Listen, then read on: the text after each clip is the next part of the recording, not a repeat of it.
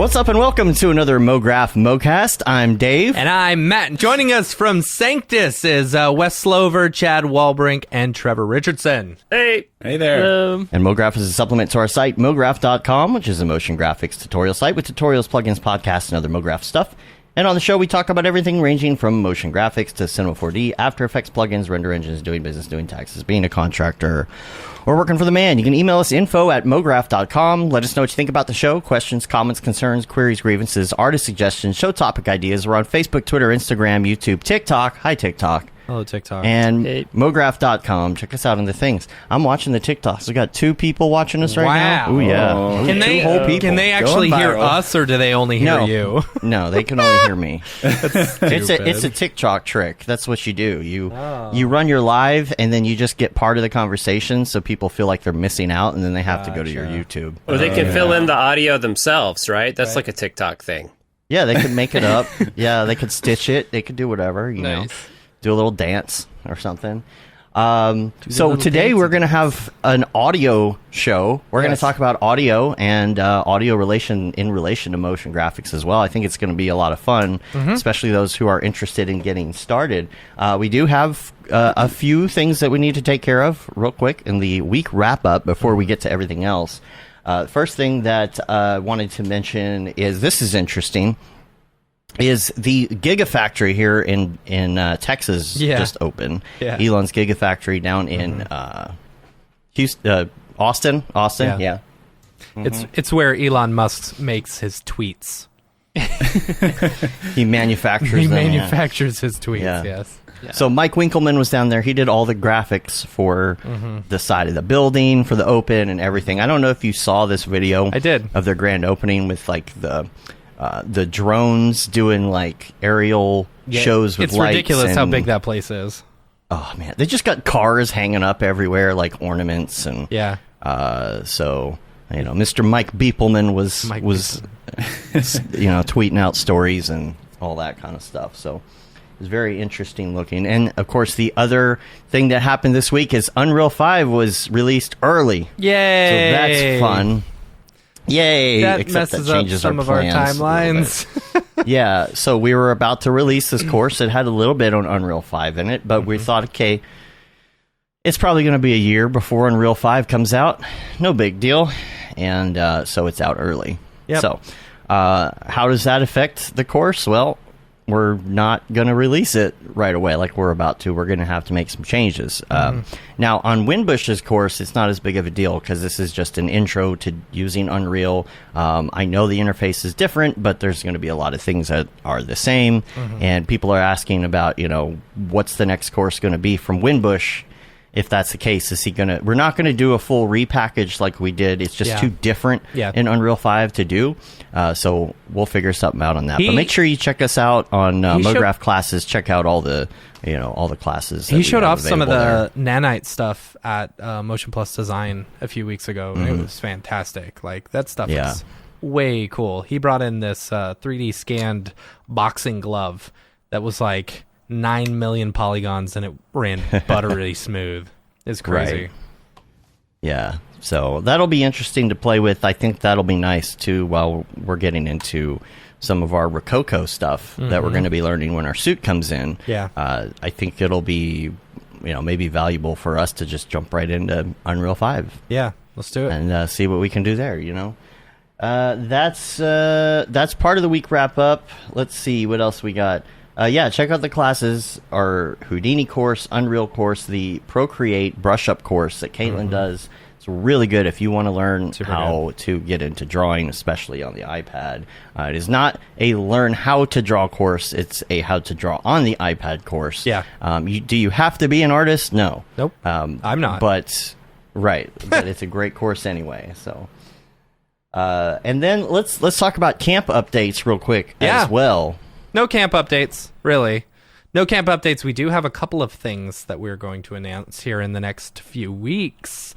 But in the meantime, make sure you set your calendars because tickets go on sale on the 20th, which is like a week and a half away. So make sure, because I have a feeling they're going to go quick. I don't want to jinx it and say they're going to sell out real quick. But like, you know, if last year is an indication, of this year, then yeah, they're gonna go quick, you know. But yeah, it's gonna be fantastic. I'm super excited about camp, and huge shout out to all of our sponsors. Otoy, of course, our global sponsor. Otoy is helping present Camp Mograph to everyone, as well as our village sponsors, Maxon and Video Copilot, and our gold level sponsor, Grayscale Gorilla. Super excited to have all of them on board, and you should be seeing a few people from all of those different companies at camp. It'll be fun to hang out, you know. So yeah, April 20th. Noon Eastern time. We got 2 different types of tickets. You can either get the community cabin, the standard cabin, community cabin, or we've got single room ones available now, but very limited. Those are extremely limited. So, you know, if you're hell bent on only getting a single room, go for the single room. But if you don't really care, I'd say go for the community cabin because there's more of those. So Right. Anything else about that? I don't know. Yeah, that's it. That happens that day. Maxon makes an announcement that day. Yeah. We fly to Vegas that day. Fly to Vegas. It's going to be a heck of a day. A lot going on that day. Yeah. Yeah. So 420. 420. So it has a special reason. I don't know why. Yeah, I don't know what it is about it. Yeah. But yeah, a lot going on that day. We're going to go out to Vegas. And by the way, make sure that you are booked for Vegas and you got your tickets and things that you need. Make sure you got a ticket to the Mograph meetup. That's going to be happening on Sunday. Make sure that you come and find us to get your wristband so that you can go to the after party. Actually, make sure you hit up Maxon for a wristband to their pinball party first. And then a wristband to go to the limo/karaoke thing that we're doing afterwards. It'll be fun. And man, the slots for that are already filling up. So let us know. Get in the NAB Slack channel as well in our Slack, and make sure you talk to people. Our NAB Slack channel. And then, is that it for NAB? Yeah, there's the Mograph NAB guide that we did with us and EJ. If you go to mograph.com/NAB 2022, you can check that out. It also plays throughout the week sometimes on Mograph TV, so make sure you check that out. You're also going to be seeing... Yeah, look at that. Yeah. I have it on. Why don't you? Yeah, that's right. That's right. Put on Mograph TV in your place of business, in your studio, at home, wherever. Turn it on, yank the knob off. Watch Mograph. Make your kids watch it before they go to bed, you know? It's not just us, it's other people. You're not just watching us all day, although you do see replays of some of our shows, but you see stuff from Maxon, and you see stuff from Rocket Lasso, and you see Swarovski. You see so many different things throughout the day. This week, you're going to be seeing the Camp Mograph sound pack video that y'all have. So make sure you tune in for that. Check that out on Mograph TV. And also on mograph.com, check out our articles. We have an article on Jags that you got to check out. About his Halo recreation, too, right? Yeah, we just came out with another one last week, and then this week we've got one about the Matrix that's coming out as well. So, lots of stuff to see on the site. Go hang out there, and that's a lot of week wrap up, but we got through it. Anything else? That wasn't too long. That was only 10 minutes. We've had much longer pretty weeks. Good, I guess. Allegedly. Yeah. Here we go again. Some of y'all heard the allegedly Easter egg last week. It's good. If really you listen to the audio, the nice, like, beautiful audio version of the show that is put together every week. That's, I guess that's most of you, technically. Because I haven't had a commute in so long that I have not listened to the audio version of the show in a really long time. Yeah. The audio version of the show we spend time on, it sounds a lot better than what you're listening to on YouTube. So. And speaking of audio, let's get into it now, and let's talk about audio for motion graphics. First thing we're probably going to do, though, is have each one of you introduce yourselves and kind of talk about what you do in audio, maybe. Specifically, like, what are your specialties, and then as a whole, we'll talk about how y'all got into audio and how you started working together. Yeah. Let me start with Wesley, I guess. Cool. I started Sanctus about 10 years ago as a freelancer, and really got my start as a sound designer working with motion graphics. At that time, there was like a big community of motion designers on Vimeo, and so I'd collaborate with people on like test animations and kind of stuff that you see on Instagram now. And then started writing more music. And now that the company's grown more and I have more of a team, I don't do a lot of sound design myself, but creative direct it and then write a good chunk of music. Cool. That's cool. That's awesome. Should we go down the line, I guess? Or Yeah, okay. yeah. Okay, cool. Yeah, so I have been working with Sanctus from like 2017 till now or so. I got into audio in like early high school probably, and then went to college with Trevor down in Nashville at Belmont University. I spent a little bit of time at an animation company doing sound design after college, and then went freelance in 20 at the end of 2016. And then I very quickly, Trevor hooked me up with Wes, and we started working together. And I've mainly been doing freelance work for Wes for the last 5 or 6 years or so, which has been great. So yeah. Belmont. Yeah, Belmont. Yeah, Nashville. Spent lots of time in Murfreesboro. Oh, nice. Oh, yeah? Yeah. Yeah. What were you doing in Murfreesboro? Oh, just trying to get famous. No, just kidding. No. Most people were going to Nashville for, to get famous. Yeah. Totally. I mean, that's kind of always the thing. And like they say, nobody who lives in Nashville is from Nashville. Right. So I was actually there because I got a job working on the road back in 2001. Oh, Yeah. cool. So I moved there. I was out in Murfreesboro for about a year before I realized I could still do my job and travel without living in the boonies. And I could go back to my family in Dallas. So, yeah. That's perfect. But, yeah. That's awesome. A lot of expansion around that area from what I hear since back in that time. Totally. So, yeah. Yeah, I moved away like 6 years ago or 7 years ago. But yeah, it's changed even a lot since then. It was changing 7 years ago. So y'all met at Belmont then? Is that right? Yeah. So yeah, me and Chad met at Belmont, and then I ended up moving to Seattle a little over 6 years ago, and came here and met a friend of Wes, because Wes grew up in the Northwest and lived in Seattle for a long time. And we were just talking audio, and he realized that I was interested in a lot of things that Wes was doing and got us connected that way. And and then we kind of became connected and started doing small projects here and there. And then I've been full-time working with Sanctus for 6 years, which has been awesome. It's just been a blast. And that's how I met Wes, and then I knew Chad was already doing sound for motion stuff, and was a great fit to be a part of the team too. And so, it's all kind of become a nice family along the way. Yeah. Yeah, I guess I'd say kind of as far as backgrounds go, the thing that the three of us have in common, and I think a lot of people who end up doing like sound design professionally, is we all went to school for like audio engineering, like to record bands, basically. Is that fair to say, guys? Yeah, definitely. And Chad, you're like the only one who really does that out of us. Well, you and our producer Jake too. He's got he's not on the call, but he has a great studio that he works with artists in too. Mm-hmm. But I think Trevor does mastering too, and he's great. So I use him all the time. Yeah, it's great.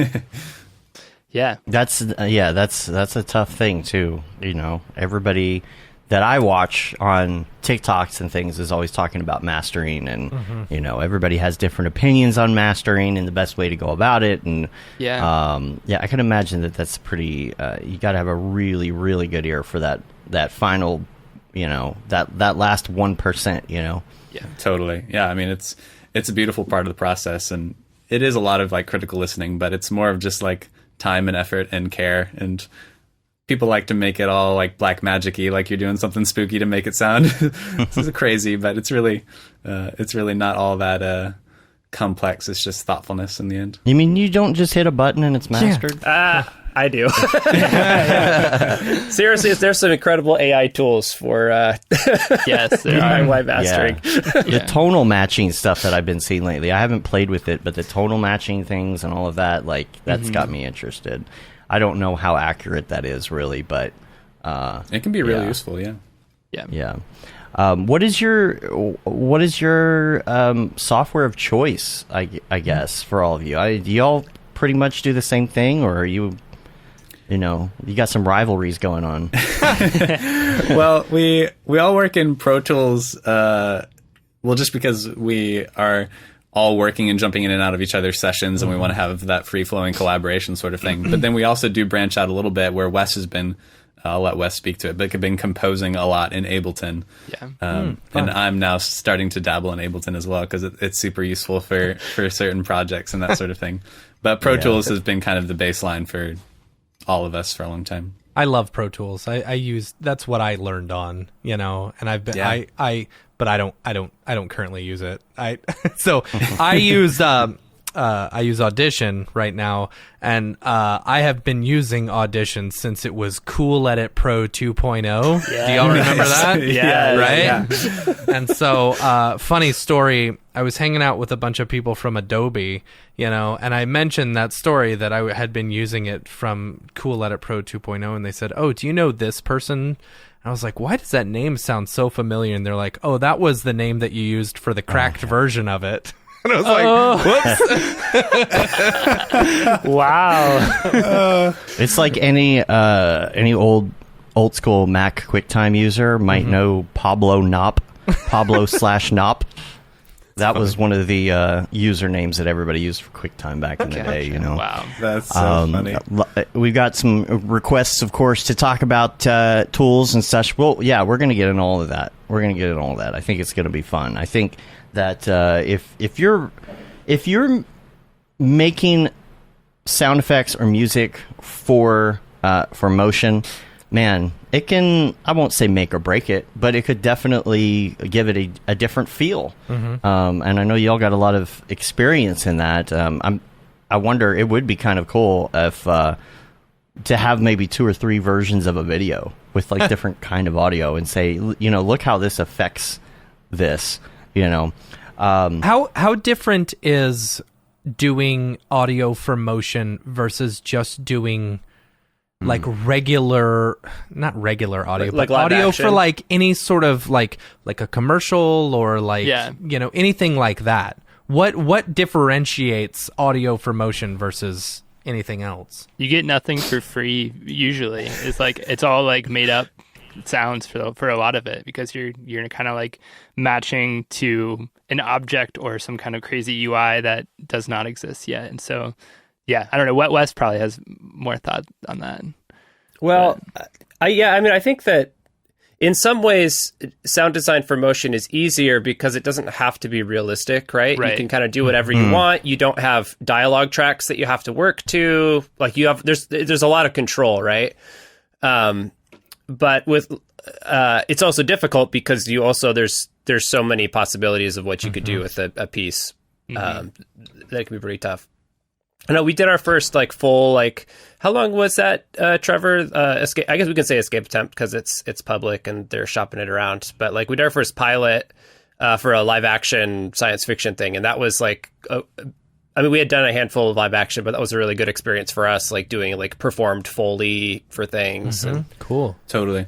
Yeah, it definitely does feel like a different ballgame. And, we've done a lot of both, even though a lot of our core work has been the motion graphics world and the motion graphics community. They're both really fun, but you are very much like when you're working to video footage of a scene, someone walking, there's just so many little expectations that people don't know they have. But if you see a scene and that's done poorly, it's done poorly quickly because you know what it's supposed to sound like. Right. But with motion graphics, if you're like talking about if it's abstract or if it's silly or serious or sci-fi or whatever it is, like there are so many fewer expectations of what that thing is going to sound like, and you can push those boundaries and like get away with it, and you can be a lot more experimental in a lot of ways. So you're saying sound for motion graphics is easier than everything else? Just joking. Not really, honestly. It's more that it gives you more freedom, I think. Yeah. But honestly, something that I've noticed a lot is that when I'm doing audio for motion graphics, you end up putting a lot into a small amount of space, right? Like you might be working with like a 5-second graphic. You're putting a lot into that as opposed to maybe if you were doing sound effects for like a TV show or something where it's like, okay, here's a whole minute segment where I'm going to put, some ambient audio of the streets, and then, you're cramming a lot in there, right? If I guess one question is going to be like, if somebody wants to get into this for the first time, what's going to be the path of least resistance? What tools can they use? What plugins could they use? There's a lot to dig into there. But barrier to entry is always a tough thing. You want to get something like Ableton.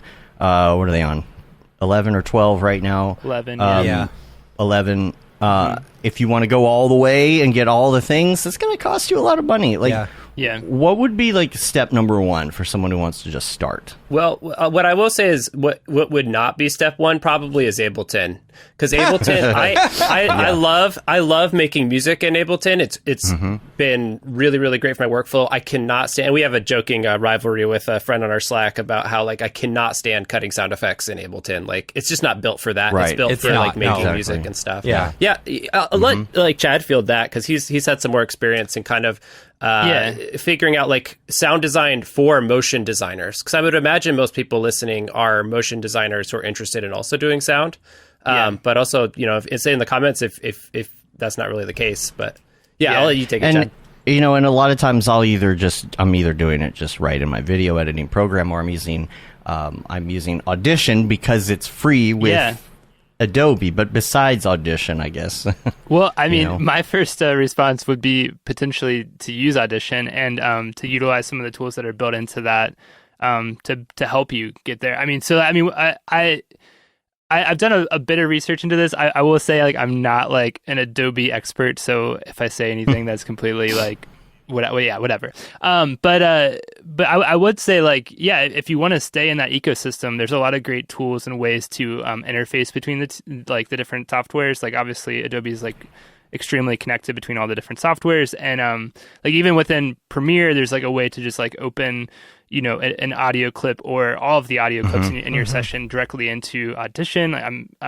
I don't know how common that is for you guys or not, but that's a really great way to I've done it before. immediately get into like an audio environment that's a little more catered to like audio production or sound design. Right.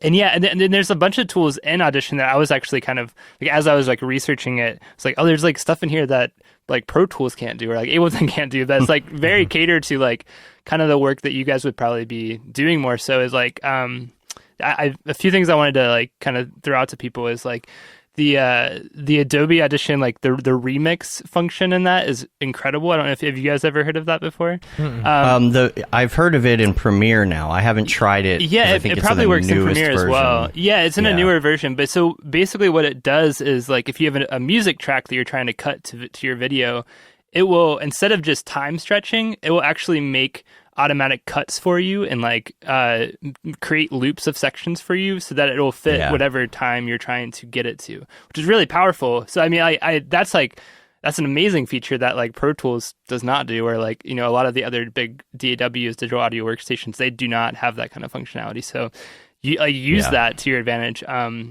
I've wanted to try that, but like I'm very old school with that. I do the old trick where you put the beginning of the music at the beginning and where you want it to end at the end, and you find a good low point somewhere to just switch over to the other track where someone's not going to hear it. Sure. You know, Nice, But- Yeah, but I mean, a couple other things really quick too, like the Essential Sound Panel is like a newer feature of Audition 2, where it actually allows you to say like, okay, this audio clip is like, it's either a voiceover or a voice, and then it's a music track is another option, and then there's sound effects and ambience. So you get these tools automatically that are kind of catered to these different things that you are trying to sweeten or make better in your audio.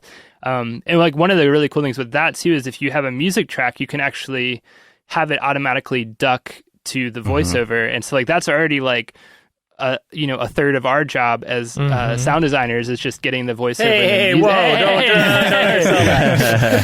But I mean, but seriously, like that's a lot of like what we do. Like we take pride in, making the voiceover and the music and the sound design all fit together. But like you get those kind of tools like really out of the box with Audition, which is really cool. They also I really love to drill down into Audition if I'm doing, just like some ambience and some light sound effects and stuff in there rather than Ableton, because it's real easy to get in and do stuff like stereo and panning and, Yes. and all that kind of stuff real quick. I also really like the denoise features. Yes, yeah. Inside of Audition. Yeah, It's yeah. very Yeah, good. It's really powerful. That's what I use it for most of the time. Yeah, Nice. yeah, and then I mean, one other thing with Audition, they have like a match loudness tool that's really great as well. So if you have like multiple voices that you're trying to make all the same level, you can actually like select all of them, like right click and hit match clip loudness, I think is how they call it. And that can be like a really easy way to like level out a bunch of different stuff in your project.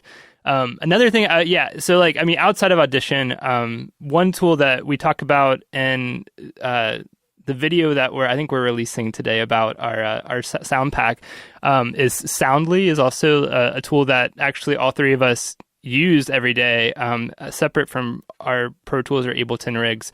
And it's a subscription model, so you can actually you can turn it on and off like you would in Netflix or whatever, and you get thousands and thousands of sounds to use like while you have the subscription.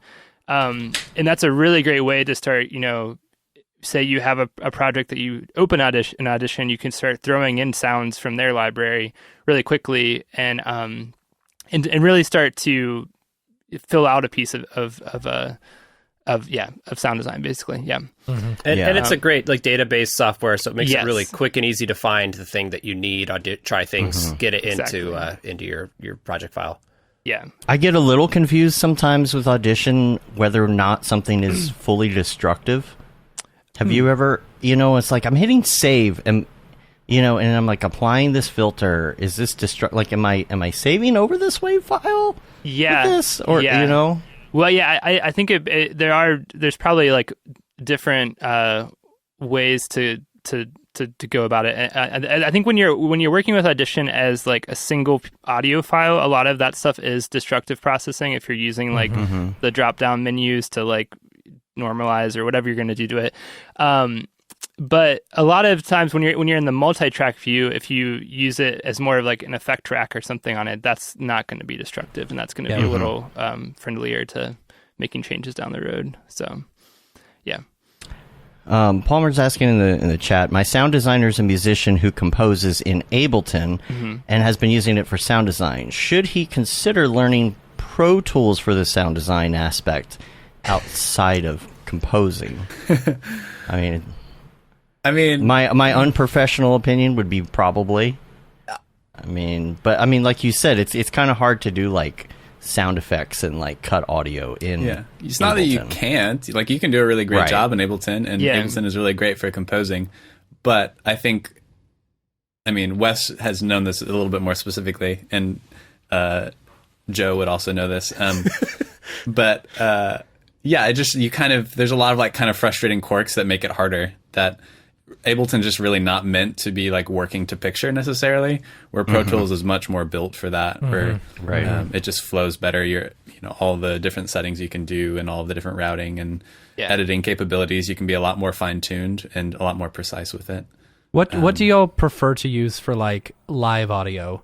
Because I've used Pro Tools in the past, as well as Audition in the past for recording multi-track stuff, and I tried Ableton, and it was not fun. Yeah, the question would be like, great. The thing is, like, what I really want to do. So this is the way that I've got it set up, right? I got a couple of different things. I got a little Mackie mixer. I've got a little, what is this thing? Focusrite, right?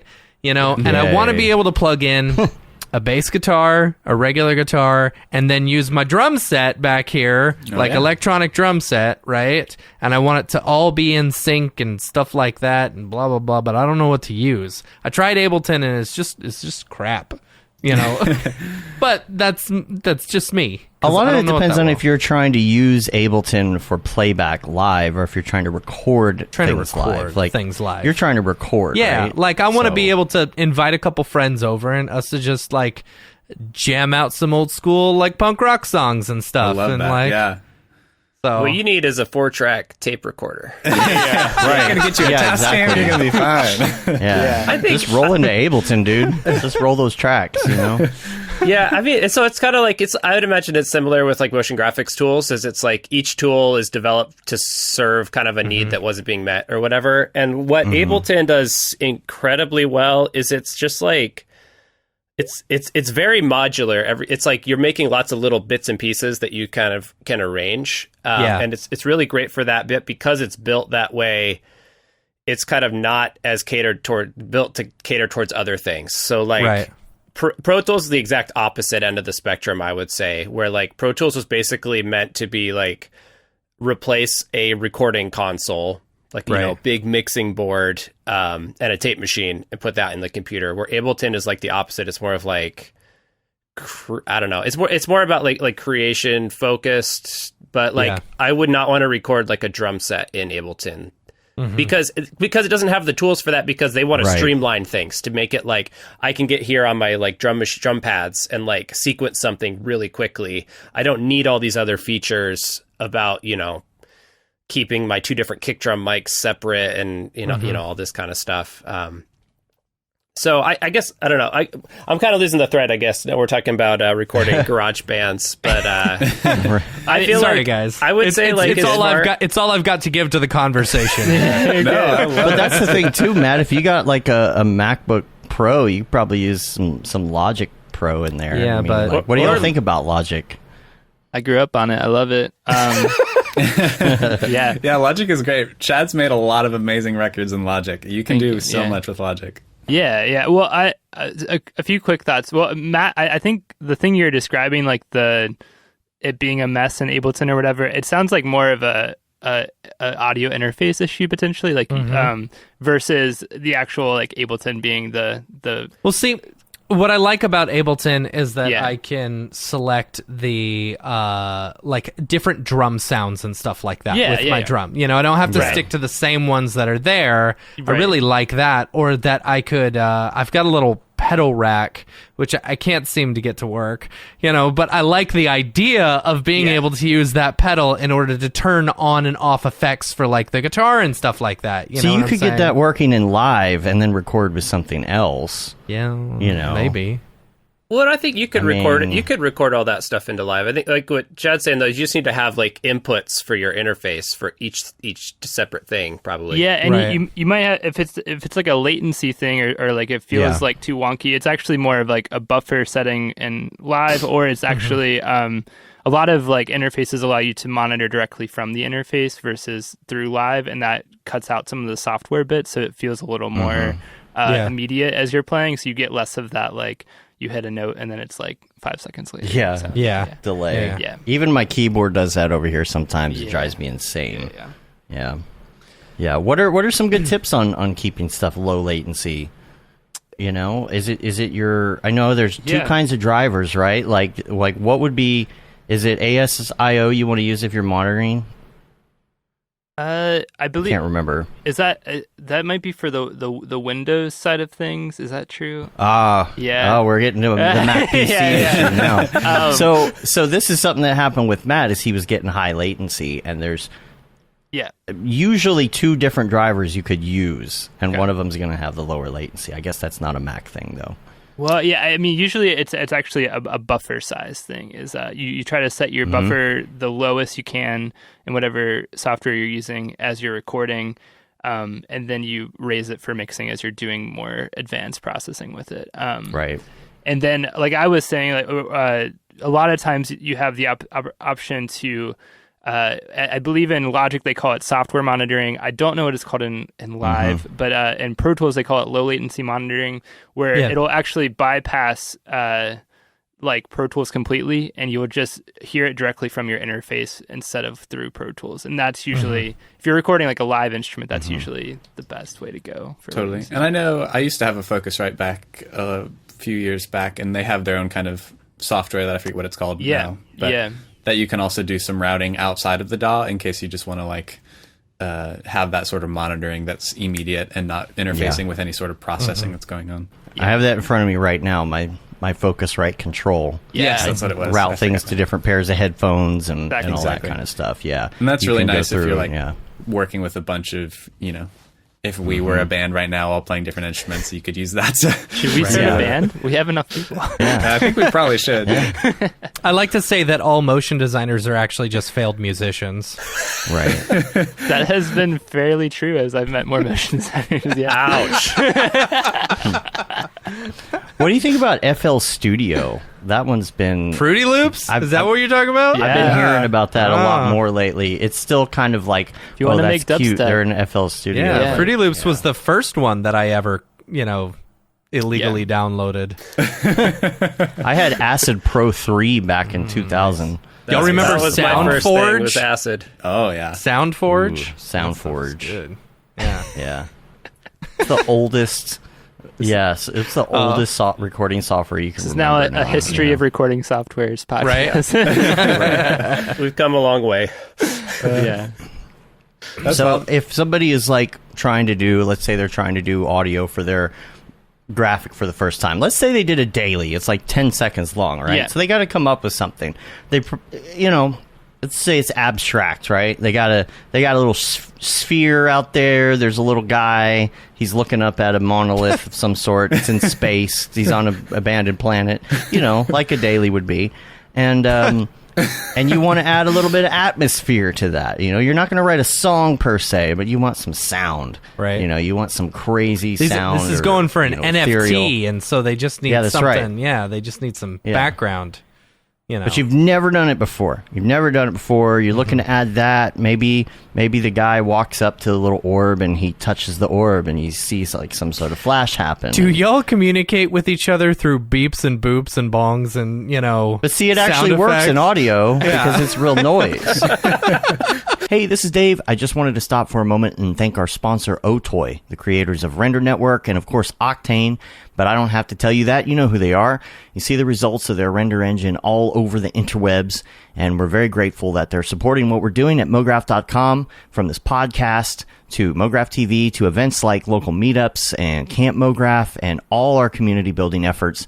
We can't wait to show you what's in store, all thanks to their support. Go check them out at otoy.com. Now back to the madness. If I say I want the transition to go whoosh, Yeah. for you that's easy. For Matt, that doesn't make any sense. What would be the first step? You want to try and make a soundscape, I guess is the correct terminology for, like something maybe Blake Catherine would do, right? Yeah. Like, how would you go about finding the right sounds for that soundscape? Are you using instruments? Are you playing with sounds and instruments? Are you going through like a catalog of maybe some pre-made sounds? What's a good start? And do you start with the individual like pieces, or do you start with like a good backbone first? So I think for me, so I approach sound and music for motion as kind of like one and the same. And I'd say pretty much every project we get in, usually I'm like the first person to like kick it off and be talking with directors, like figuring out what does music do, what does sound design do. And in this case, it's like it could be either. And so I don't know. I would almost say like you could make that decision first of going, okay, do I want something that's like a musical score or something, or do I want it to be completely abstract or some combination of the two? Mm-hmm. And then, I mean, if you want to use music, you could license something. I don't know how that works with NFTs and stuff. You'd have to be careful. Yeah, I was going to say too. Yeah. Since this is a hypothetical NFT minting, this is not legal advice. That's probably can't do that, Allegedly. yeah, but then other options would be like something that's very short like that. You wouldn't necessarily need like a full piece of music, so you might go somewhere like Splice that has a whole lot of audio samples. It's kind of like we were talking about Soundly for sound effects, Splices for musical things. So maybe you get a subscription to that and you go find some cool atmospheric things that feel like they're It's like Quixel for audio. I don't know what that is, but I'm going to agree. Yeah, I'll trust that that's a good comparison. Yes, it is. Yeah.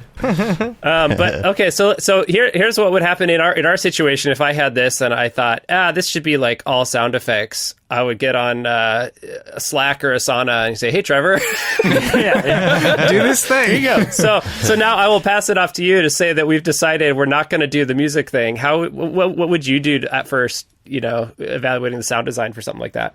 Totally. Yeah, I mean, usually the first thing I try to figure out is what is actually important to hear, just because there's a lot of things that can produce sound in a scene.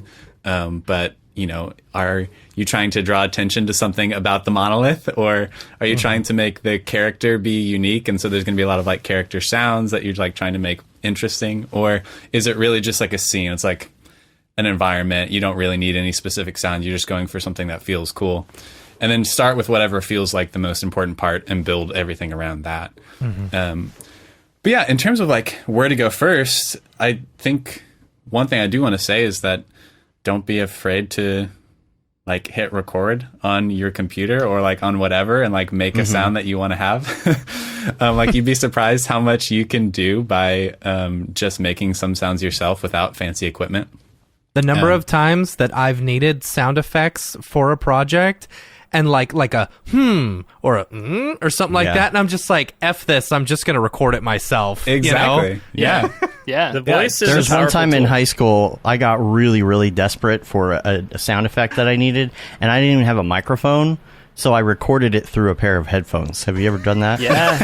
Yes. Amazing. Way to be innovative. I like that.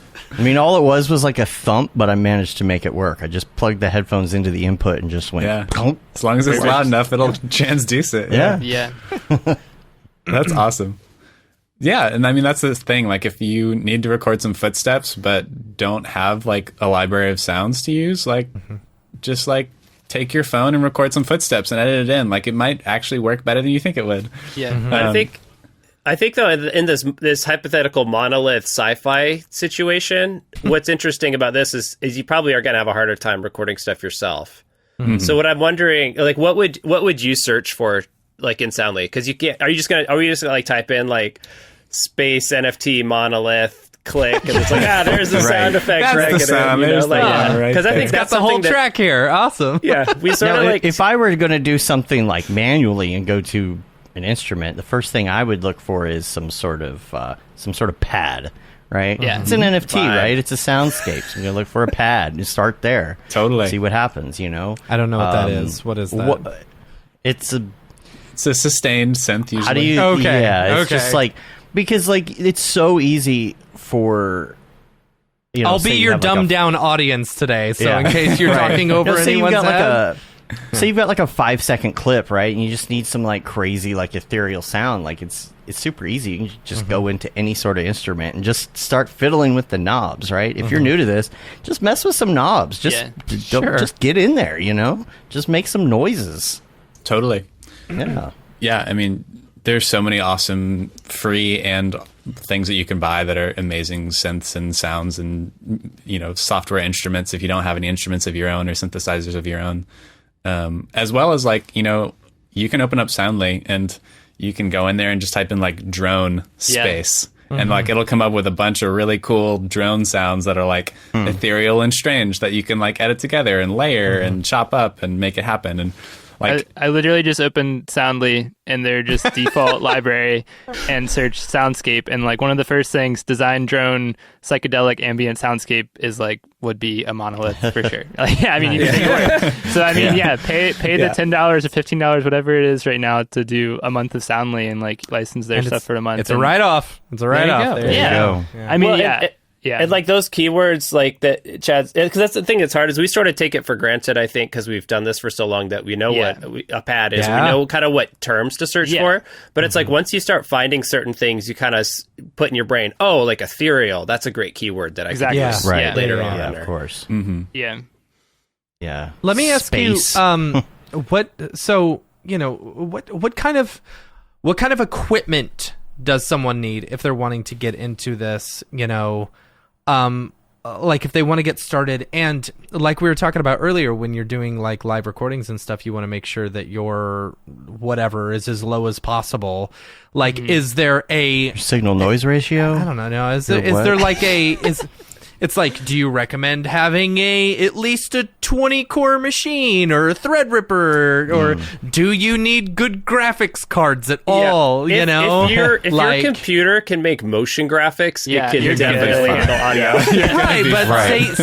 say for some reason someone stumbled across this and this episode, and they're like, I don't do motion graphics, but I want to do audio. You know. Sure. What is there like a type of setup that y'all would recommend at least starting with? You know, like this is the bare minimum you need. I'm gonna jump in before Chad gives an actual like solid answer, because this is I can just see how excited he is right now. He tries on our Slack all the time. We have a Slack bunch of sound designers. He always tries to tell us about all these great tools and things. We're like, but so my short answer is probably just like a good pair of headphones. Is like really all that was my need. Answer too for the. Okay. Well, I'm sorry, I just dragged you, and then yeah. Now, what would be a good pair of headphones to monitor with? I'd say spend $100, spend $150 maybe. I use Audio Technica M50s, which are $150. They're pretty standard. They have like the M40s, which are $100, and they would probably get you in the door too. Something like above an AirPod, above an Apple AirPod quality wise, but something over ear, something that isolates a little bit. That's going to be helpful for you, I think. So I got the for monitoring. I'm assuming it's okay. It's the Sennheiser HD 280 Pro. Yeah. These are good, but they look awful on the air, so I don't wear them. Yeah. They look so ridiculous they stick to way wear. out. Yeah. I think I've put them on the show before, but I mean, look at that. Yeah, I think we have multiple. Me, Wes, and Trevor all have 3 different brands of headphones that we're rocking right now. Wes is doing biodynamics, which I love. I have a pair of those too, and then I have Sennheisers that are not dissimilar to the ones that you have. They're just a different model. Should you stay the away reason from... you use these is because you don't want anything to be like too crazy bassy. Like the Bose headsets would be terrible to mix on. Mm-hmm. Yeah, I like to so the Bose Quiet Comfort is what I listen to all the time, and so I'll use those to like reference a mix, right? Just to listen to it. But yeah, it's like they make everything sound better than it actually is, kind of. Right. So usually you're looking for headphones that are kind of honest. But I think the big thing too is just checking your work against something else, right? Because it's like, if you can kind of listen to something and then you go listen to something else and go, okay, like is my bass totally out of control, or like is mine like way too bright? Do you ever like? I know back in the day when we were doing live recording, it was like, okay, you got to take it out to your car and listen to it in your car. If you don't listen to it in your car and it doesn't sound good, then it's not a good mix. It doesn't work for motion design as well. The best thing to do there is just open it on your phone and like hear how it sounds with the speakers there. I mean, we do that often, I feel like, as far as like just throw it on the the computer speakers or your phone speakers and hear how it sounds there, or in your, like AirPods are great for that kind of thing too, where the thing that people are going to be using the most to listen to it. Right. Yeah, I'd say so. Absolutely. A laptop, headphones, if you like, that's enough as a way to like be able to get Soundly or some kind of sound effects and start throwing them into a software like all the ones we've mentioned so far, Audition, Logic, whatever you end up doing. And then, like, if you wanted to start recording your own stuff, you can either go, like, with, one of the Focusrite simple interfaces. I think you guys were both talking about using Focusrite stuff. And then it's really, like, anything. It's, like, any microphone is going to be, like, a step up from your computer microphone or your iPhone microphone or whatever. And then there's also the world of, like, field recorders, which is what we did with the campers at Camp Mograph. We took field recorders out. And we all 3 have Sony field recorders that we love. They both have the D10. Is that what it is? Yeah, but they're not available right now. Yeah, they're hard to get right now. But I mean, the Zoom obviously has made a ton of those that everybody's seen. Or we have a couple of Zooms. I really like those. The Zoom recorders are awesome. The only issue is that it's hard to record quiet things with them, like really delicate sounds. But otherwise, they're But you can phenomenal. Like, brutalize them, like they're like very durable. So you can take them in a rainstorm and just whatever. Like it's fine. Yeah. We've had an H4 for like or an H4n for like 10 years or something. That thing's been beat. Goodbye, to death. see you. Goodbye, see you. When you turn it off. Yeah. Nice. That's great. We got the newest one, I think, right? Like the H8. The H8. I think that thing is nice. Yeah, I haven't used it, but it looks awesome. Yeah. it's like a spider. Yeah, that thing is like a bug. Yeah. Chonky. Chonky boy. One of the questions I was going to ask you was about the iPhone stuff. Do you, besides like listening to, do you ever just like throw a filter on just to say, hey, this is what it sounds like with an iPhone? or do you save it and listen to it on the iPhone? I usually pull it up on the save it. iPhone. Yeah. Especially because we work out of a company Dropbox, so all of our files are just always on the Dropbox. So I can just open up my Dropbox app and find the file and play it immediately. Yeah. So it's pretty easy to do. There are services that will stream it to your phone. Like Audio Movers is the one that we use a lot in music world too, where you can basically like listen to the output of your DAW, your Pro Tools or your Ableton or whatever from a phone or wherever someone is. So I bet you could go NDI out also to your phone. But I've seen some people that actually will just take an EQ and just like, strip the top and bottom off of it at least and put it on there. Then you just turn it on, and maybe if it's not perfectly like accurate, just like turn that on periodically and be like, how does this sound on the iPhone? Okay. Yeah. And then totally turn it back off. Companies like, I know SonarWorks they are a speaker calibration company, so they give you like the tools to try to make your speakers perform more accurately or your headphones to perform more accurately. But they also in their plugin will give you settings like, here's, like a hi-fi speaker, here's your phone, and it's kind of just like EQ curves that match the responses of those different devices. Yeah, you can do your car, so to speak. Yeah. Interesting. How do you deal with ear fatigue? That's real for sure. Yeah. Take breaks, keep things quiet. Make Trevor and Chad do all the hard work. Yeah, I mean, it really just depends. Like, there are sometimes it's not an issue, but then there's days where you're like working on like a real hyped up trailer that's like just destroying you all day long with loud music and like heavy sound effects and explosions and like crazy stuff, and like that sort of thing you can't do for very long before you just totally lose perspective. Yeah. I watch a lot of those tips and tricks on TikTok. Like some of them are good, some of them are not. Some of them is probably bad advice.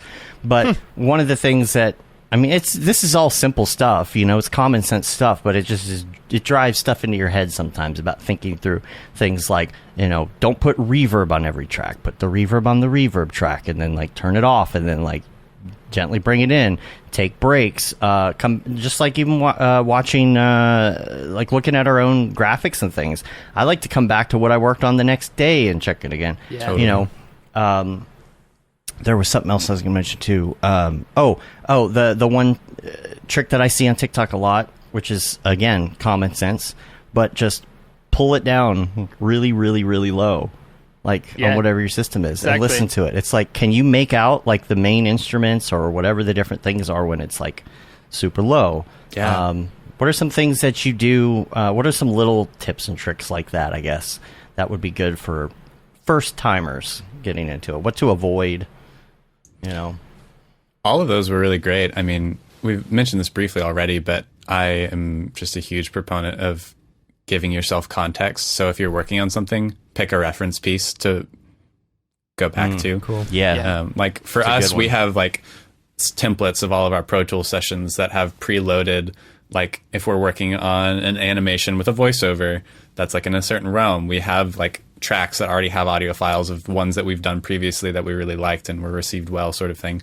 And so while we're working, we can immediately just like A/B between what we know is good, so that you don't lose perspective and you're kind of keeping yourself up to something that's not changing, because it can be really hard in terms of like if you're changing the volume or like if you've been listening to it for hours and then if it can sound really different. And I'd actually recommend that, not even just for working on audio, but if you are reviewing audio, like I do that a lot because I'll get a mix from Chad or Trevor and to review it, is that our perception of how things sounds is so fickle. Like you're saying, depending on like what you've been listening to, whether you've been listening to that thing and you're used to it, or for whatever, you had a cup of coffee or you're a little more tired than normal, your perception is going to be different. And just like acknowledging that. And when you review another mix, like check something else to like make sure that that you're not giving feedback that's off. Because a lot of times somebody will be like, the dialogue needs to be louder. And it's like, well, like I can pull up this mix from Ant Food or whatever, and like the dialogue is like lower, but it's like it's like there's not an actual objective measure to any of this, but it's just really helpful to have something that is objective going, okay, well, I know this is a good mix, so at least like these are like kind of like goalposts that you can use while you're working. That happened to me one time. We had just recorded we had gotten the band back together and recorded like a theme song, right? And so every band needs a good theme song for itself. So we recorded this thing, and like I was so into like being excited about the band being back together. I was like, yeah, that's good. Let's just send it off, right? And then I get into my car and I'm playing it later. I'm like, where the fuck are the drums? like, they were so quiet that I was just so excited about the band being back together that I didn't realize that literally there were barely any drums in there at all. Yeah. Yeah, the headphones though are really good, for mixing or whatever. But like, if somebody just has like their basic setup, like how can they guarantee that they at least have something flat to work from? I mean, not everybody's going to have nice studio speakers. Even if they do, like I have really, really, really, really old Rocket 5s, right? Mm-hmm. There's no way that they're set up to sound good in this room. They're okay. They do the trick. I've got a sub, but like, how do you, besides headphones, how do you make sure that you at least have an okay sound? I mean, my speakers aren't positioned right. Like, it's for somebody who's in motion, they're probably not set up for that kind of thing. Maybe they have some good speakers because they're editing or something, I would say that's why we're suggesting the headphones more so, is because that's like an easier gateway to just like having something that's closer to flat. I mean, there's no speaker or room is truly flat. Like there's always going to be, of course, differences. But is there like a good piece of software that can at least get you kind of like we use like meters that have spectrometers that kind of show you like the frequency balance all the time. So like our EQs that we use, they show exactly like, so we can see, there's all these like really low frequencies that I'm not noticing. I would imagine that Audition probably has something like that. They have meters, yeah. I mean, they have plenty or like like some kind of spectrometer you could put, and it has. The other thing I would say is like, I mean, like we're saying with references, like, does what you're referencing sound the way you would want it? And if not, like try some other like speakers if you have them, even whether that's like your phone or another set of headphones or whatever it is. Like, the ears are extremely malleable to your environment. So like, or to the source. So like, I've gotten used to my specific set of speakers and my specific set of headphones over the years of listening to tons and tons of stuff on them. But if Trevor sat in here, he probably would be a little lost for the first day or whatever, because he has to kind of like get acclimated to it. I think like you can learn your speakers or like anyone's speakers over time, over listening to tons and tons of stuff on them, and learning how your references sound on those speakers or those headphones. I think this is where we really get into like that's the kind of thing that takes years and years of training to learn. Sure. Yeah. Like I think there's things like the easy tricks that we can teach, but like ultimately what we're getting down to is like developing your sense of listening, right? Mm-hmm. Which I think it definitely gets a lot harder. Yeah. I mean, I guess you could, if you really wanted to work on your studio, I guess you could. Let's say that you have like a nice setup and you want to maybe up that game a little bit. Maybe get your first set of speakers. What would you look for in like a decent set of speakers that's not like crazy expensive? Yeah. There's a lot of good options out there these days. I mean, the spectrum of like speakers you can get is wild in terms of you can spend like a couple hundred and get something that's pretty decent, or you can spend $100,000 and get what are the things to like not get, right? Like for example, I mean, not that you couldn't get them. I have them. Rocket 5s are kind of a joke, I know, in the industry. What's another thing? A Behringer mixer. What things like that would probably you would want to avoid, and what things are okay to get as like your first pieces of equipment? Because I know somebody comes in this studio and they see Focusrite and Rockets, and they're going to just laugh at me. They see all the lights first. That's right. Yeah. Yeah. Well. They see all the LED lights. Yeah, that's impressive.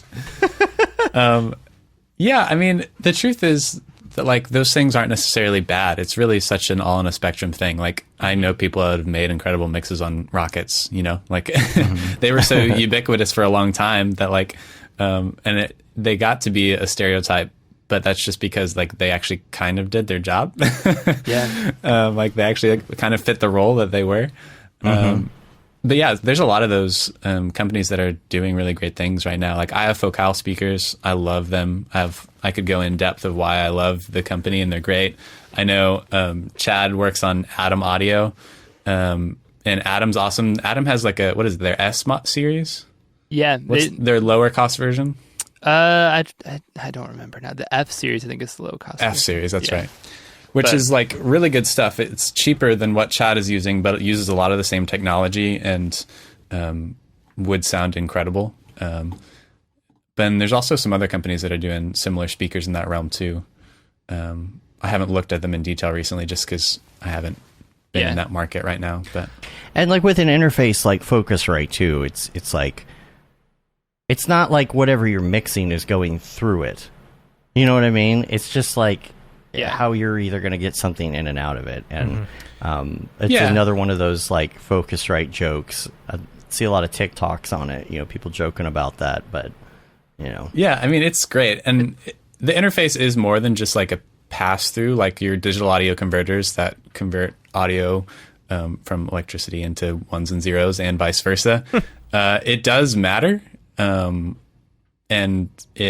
there are like differences between them and their performances, whether that's distortion or signal to noise ratio and or just jitter and other digital audio kind of things. But the base level of digital audio these days is so great. like if we were talking like early 2000s or like the 90s, like it would matter a lot because a lot of those early digital audio converters sounded terrible. But now like the technology has just gone in such a way that even like the cheaper interfaces sound very good. And unless you're like in a very critical environment, sound the same to what we're using.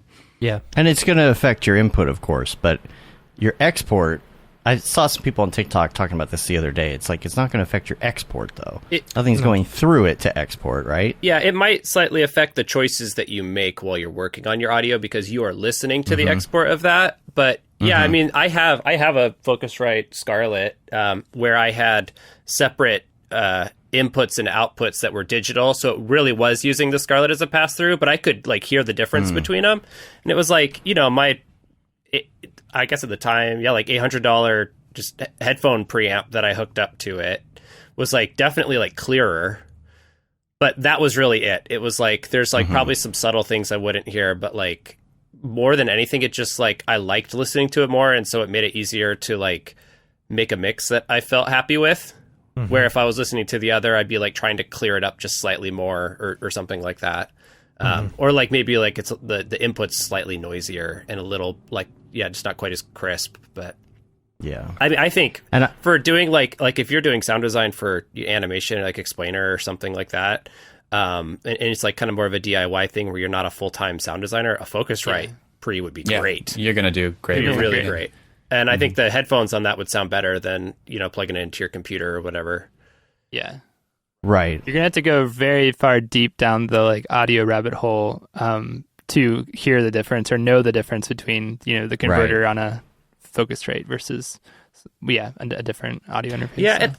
And I guess I kind of along all these conversations and like just kind of anytime I'm talking with motion designers about wanting to do their own audio, I just like, I want to impart that like, I think people should feel confident that they don't need a lot of gear to do stuff because it's like these things make a difference, you know, like for us, this is what we're literally doing all the time. And we're charging clients a lot of money so that we can listen to things on, you know, a tuned system and all of that. But like, you know, the difference isn't like gigantic, like, oh my gosh, you know, cause you didn't have the best gear, like your stuff's not gonna, you know, turn out good. Like, I think people should feel confident that really like use whatever you have. If you're feeling like it's lacking, like you can upgrade that, you know, later. But yeah, I mean, you don't have to have any hardware really. Yeah, you really don't. You know, if you're not like doing any inputs, and if you're mixing in your software, you know, you can do. You don't even need like a piano for a keyboard. You can just draw it. Totally. Yeah, You exactly. can get away with very little. That's why we recommend like good headphones, though, because ultimately you're going to have to hear it. It'd be kind of like, doing motion graphics on like a really cruddy monitor. Like that would An be old really CRT. hard. Yeah, exactly. Yeah. No, that's it. If you have like, cheap old earbud, $30 earbuds is going to be like that. But yeah, if you have like a good pair of headphones, you're gonna have a really good baseline to work from. Is there a place that you would recommend people checking out as far as like, say they want to get into more of this? Like, is there an Andrew Kramer of audio? Right. There's tons of tutorials online. I know that. Right, but who are the good ones? Who's the grayscale gorilla of The audio? guy who has the puppet. You know the guy who has the puppet? No. And the puppet does all the audio tutorials? No. I'll have to What find is it. I'll this? have It to sounds find amazing. He's like a Nick Campbell type, but it's all puppet. It's a lot of work. Is it sound design? I think because like what we found is that there's so many incredible resources for music production, and there's great resources for like game audio and like Hollywood sound design, but not really for a ton for like motion graphics specifically is kind of a niche. And Sanctus needs to start one. Come on, there you go. We thought about it, and then there was this pandemic that kind of derailed things. Right. That's the best time to do it right there. I know. I wanted to I'll jump back real quick before I forget, because we talked about like using Audition like to start doing sound effects and stuff, right? But like I don't know, does Audition even have instruments? So this is actually Oh. an important point to make. At some point in your journey as a sound designer or motion designer aspiring to do sound design, you would probably realize that there is no MIDI in Audition, and that is like a very like basic base level thing that's kind of like an omission that's strange. I don't know.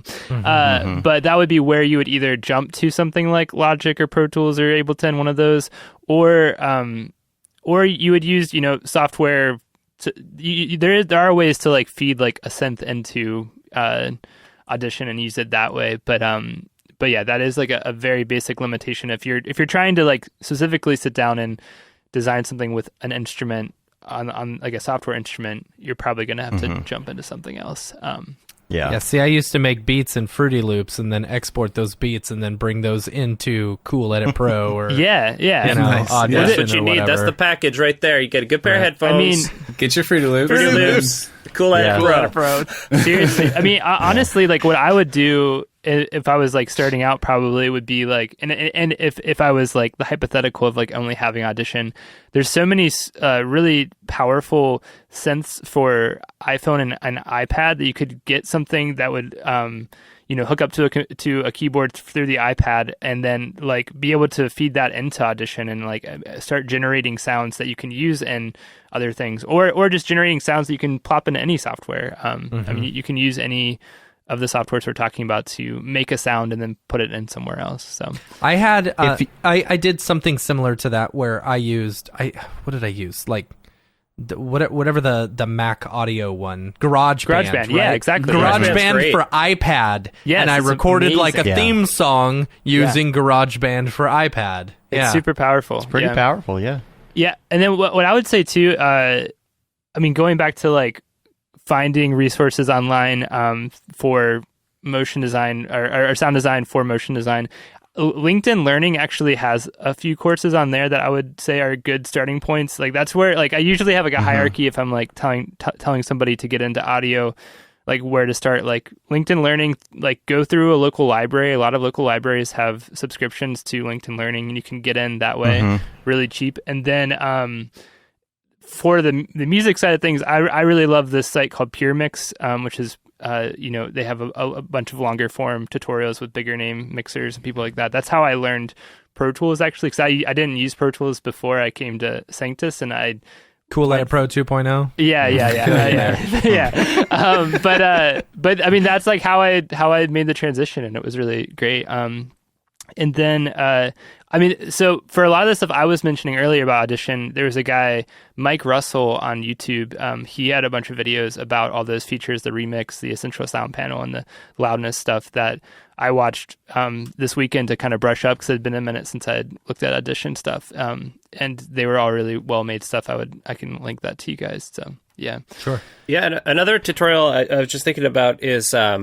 So there's a library called Motion Sound that was kind of made in partnership with Mograph Mentor by some good friends of ours.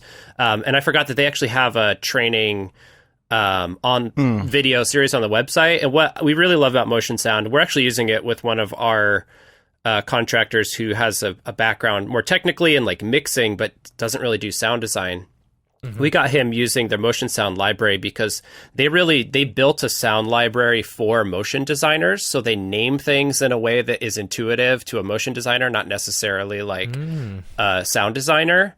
And so it's like they have the training resources, but also they built a library that sort of in a way teaches you how to do sound design because it's kind of like setting up like success for you rather than just like, here's a bunch of random sounds that don't like, don't belong together.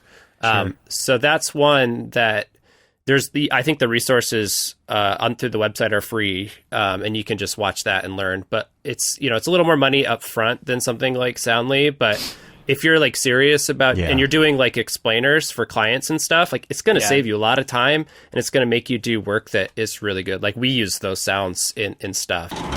Hi, my name is Sashia Dumont. I'm a writer, actor, and filmmaker. Hi, my name is Paul Robinson. I'm a director, DP, and filmmaker. We are the creators and hosts of the Go Gorilla Filmcast, an online source for all things indie film. We are a husband and wife film team and co-owners of Sen3 Productions, and we started this podcast for filmmakers like ourselves who were producing on micro budgets with skeleton crews. Go Gorilla is a weekly podcast that features various talents in TV, film, and web series productions. We've interviewed filmmaker powerhouses like Kestrin Pantera, Richard Raymond, Alex Ferrari, Cassandra Ebner, and Ryan Connolly. Amazing actors like Hannah Ward, Lou Taylor Pucci, Chris Wataski, and Eileen Gruba. Groundbreaking cinematographers like Jody Lee Lipes, and Jessica Lee Gagné, and many more. We also offer weekly reviews of our favorite films and shows, which vary from low-budget first-time filmmakers to A-listers and everyone in between. Go Gorilla is proud to announce that we have officially joined the Mograph Podcast Network. So if you love filmmaking as much as we do, tune in every Sunday for a new episode of the Go Gorilla Filmcast, your source for all things indie film. Now available on the Mograph Podcast Network. There's some courses that I've seen too, talking about courses and tutorials and things, but a lot of the stuff I come across is a little less about not that it doesn't have theory, but it's a little less like from the beginning, like from scratch, right? It's like more of the why. Like there's Mix with the Masters. I think that's a decent site. That's like the advanced level. That's like after Pure Mix, I would go to there. But that's actually more theory on the like higher thinking side of it, like the concept kind of thing of it. But right, and the same with Masterclass. Like if you go take Deadmau5's class or just did yesterday, what's his name, Van Buren, what's his name, or even Timbaland's on there too. Yeah. But it's not like digging into the software and like why you should hit this switch. It's more about like the creation process, which is a good thing to have too. Yeah. To kind of understand how people come up with stuff. Maybe you don't have lyrics, maybe you don't have a melody. How do you come up with that melody and reverse engineer it and turn it into a song? It's but those are good things to watch too. If you have a Masterclass subscription, that's a no-brainer. Mm-hmm. Yeah, I was just watching the Deadmau5 one yesterday. It's awesome. Yeah. So good. Yeah. His studio is good. Incredible. Oh my gosh, it's like wall of synths. That's what you need is a wall of Eurorack. So start out with Eurorack. It sounds like when you're in his studio, it's, I think Matt described it as almost like being on drugs. Like when it is. It's so clean it's that you're just like, how is it this clean? It's like makes your brain hurt. It's weird. It's like euphoric. You just feel like you're buzzing, right, while listening to it. Question. Do you know what a compressor is? Because nobody seems to know. I'm just kidding, but it is a joke, and I think a lot of people don't understand what a compressor is. So I throw it out there, and when to use compression. I use it a lot because we do stuff that's kind of like, TV, so to speak, like Mograph TV and things like that. We got like ultra super compressed stuff. Not usually something you would want to do. But like, what is a compressor and when is a good time to use it? And put you on the spot, See, maybe it's true. Maybe nobody knows what a compressor is. Who wants to take it? Trevor, do you know what a compressor is? Now we're just like trying to figure out like how deep to go. A good explanation. Where do we go here to do it shortly? I mean, it's really just like a gain reduction leveling device that has a lot of controls about the way that you do that. Basically, it's an input, and you put a threshold on it that then reduces the output in some sort of way afterwards. And there's a lot of controls about how fast and how slow, and the slope, and all the different ways that can change how it sounds as you use it. It's one of the tools that's most common, but also very easy to misuse. It has a lot of depth into how you can use it and how it changes sound. You don't need to use it on everything. Don't just pull it out because you feel like you need to use a compressor. We use it on like most voiceovers, just gently to kind of get the overall dynamic range of a voiceover to be a little bit more contained, feel more controlled. So use it gently with a small ratio, which would just be like for as much as it's going over the threshold, how much it's keeping it from going further above the threshold after that. So you do a small threshold, you only really reduce the output by like your gain reduction would only be like 1, 3, 4 decibels, something like that.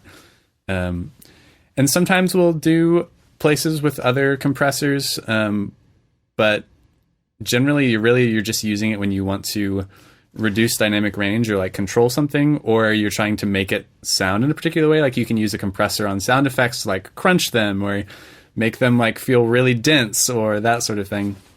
Or you can use it on in the musical world. You can use it for so many different ways for different instruments and all that sort of thing. But in general, it's a tool that it's easy to misuse and just squash something, and it just sounds like flat and distorted or like really crunchy and just not natural in any way. Especially when you're gaining the whole thing up and then turning on the compression. You're going to start hearing weird things coming from like different places. It's something that I use, for example, when we do 3D motion show, because we'll get like 10 presentations from 10 different people. They're all different volumes. And, when you're on the internet, you got to figure out, everything's going to be one volume. So I actually will bring stuff up, because if somebody's doing a tutorial, no doubt it starts out like this. Hi everybody, and welcome to my show. yeah, for sure. And then right now I'm going to give you a glimpse of my reel. And then the reel starts, and then it's just blasting you away. So what I'm doing is I'm going in there and kind of leveling everything out, because people are going to be watching it on the internet. Yeah. So they're only going to have whatever their volume is. Totally. I don't know how much you would use that if you were just doing like a standard daily or something, but we use it mainly on voiceover, and then also like on the end of all of our chains, like on the full mix, we'll use what's called a limiter, which is also kind of compressor, just to keep things contained for the final output. But otherwise, with sound effects, unless we're going for a very specific sound, we're generally not reaching for that as much. We're using more EQ or time-based effects like delay and reverb and that kind of stuff. Or just manually automating the volume envelope. I mean, that's the thing is that I think, like, originally, if I'm remembering my history right, the compressor was like way back in the day as like kind of an auto leveler, like super ham-fisted one, but like audio was so like early on at that point, the quality wasn't very good anyway. And to get like radio to work and all that. But like at this point, it's like it's a more like delicate tool, I guess. Or not necessarily delicate, because like, like if you have like a lot of voiceovers are heavily compressed, and that's what gives it that like voiceover sound, Right. Makes it sound really, close up. And you don't necessarily need to do it. So if you get a voiceover that's already compressed, you don't need to add another one potentially. Like not always, at least. It's and most of the time when you're getting voiceovers from people online, they've already run it through their compression and EQ and stuff. Right. Yes, Impulse. I am running through a compressor technically right now on mine. I mean, it's software. It's like in there, but that's only because I'm on with everybody who's on Skype, and I'm on this microphone, and it doesn't have a lot of bass gain, I guess, would be So sometimes you got to put in line one of those dynamite sticks or the cloud something on these cloud lifters. But I don't do that on this. I did it, and I just didn't like how it sounded. Like it was weird, but so I have to do that kind of in my software because you're just hearing this raw mic right now, and everybody else is coming through Skype, and it's whatever Skype voodoo that is. Everybody's the same level on Skype, and then I'm down here. That is a compressor. Skype's got a compressor built into it. Yeah, exactly. There you go. Yeah. I had a question about stereo because when watching something on an iPhone or a computer, most of the time you don't have a lot of stereo. But if somebody does have a good set of speakers or listening to Apple headphones or something, and they're listening to your piece, maybe a car drives by on your scene or something. You want to hear that. However, you probably don't want to overdo the stereo. Do you recommend doing stuff in stereo if you're doing a daily, or just keep that mono?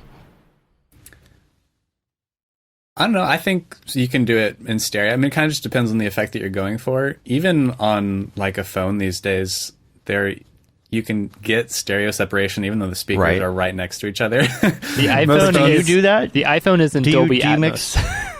Like they actually have. Technically, it doesn't sound, as you would imagine, or as you might plan it when you're listening on headphones or in front of speakers, like where the panning is going to go. But you still might get a sense of movement or direction from it on an unideal listening situation.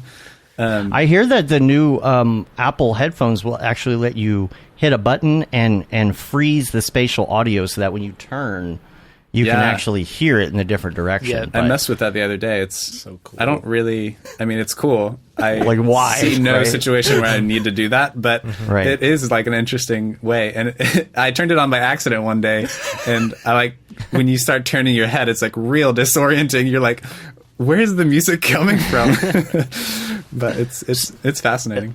But if you're doing something like for a spot like that, do you do a lot of heavy stereo in that? Maybe the music is in stereo or whatever, but do you do a lot with stereo imaging, or do you stay pretty center when you're creating this type of work? So I think, there's a lot of considerations, like considering like where it's going to end up. So like conferences, we don't do stuff that's like hard left and right, because where someone's sitting in the venue is like, they might not hear what's happening. But I think the big thing about stereo that maybe people don't realize is that it creates a lot more space in your mix by being able to you basically have like this wide panel that you can play sounds across, and our ears are able to pick things up spatially, where like if you have two people talking and they're standing like right at the same spot, it's going to be a lot harder to differentiate them than if they're standing far apart, right?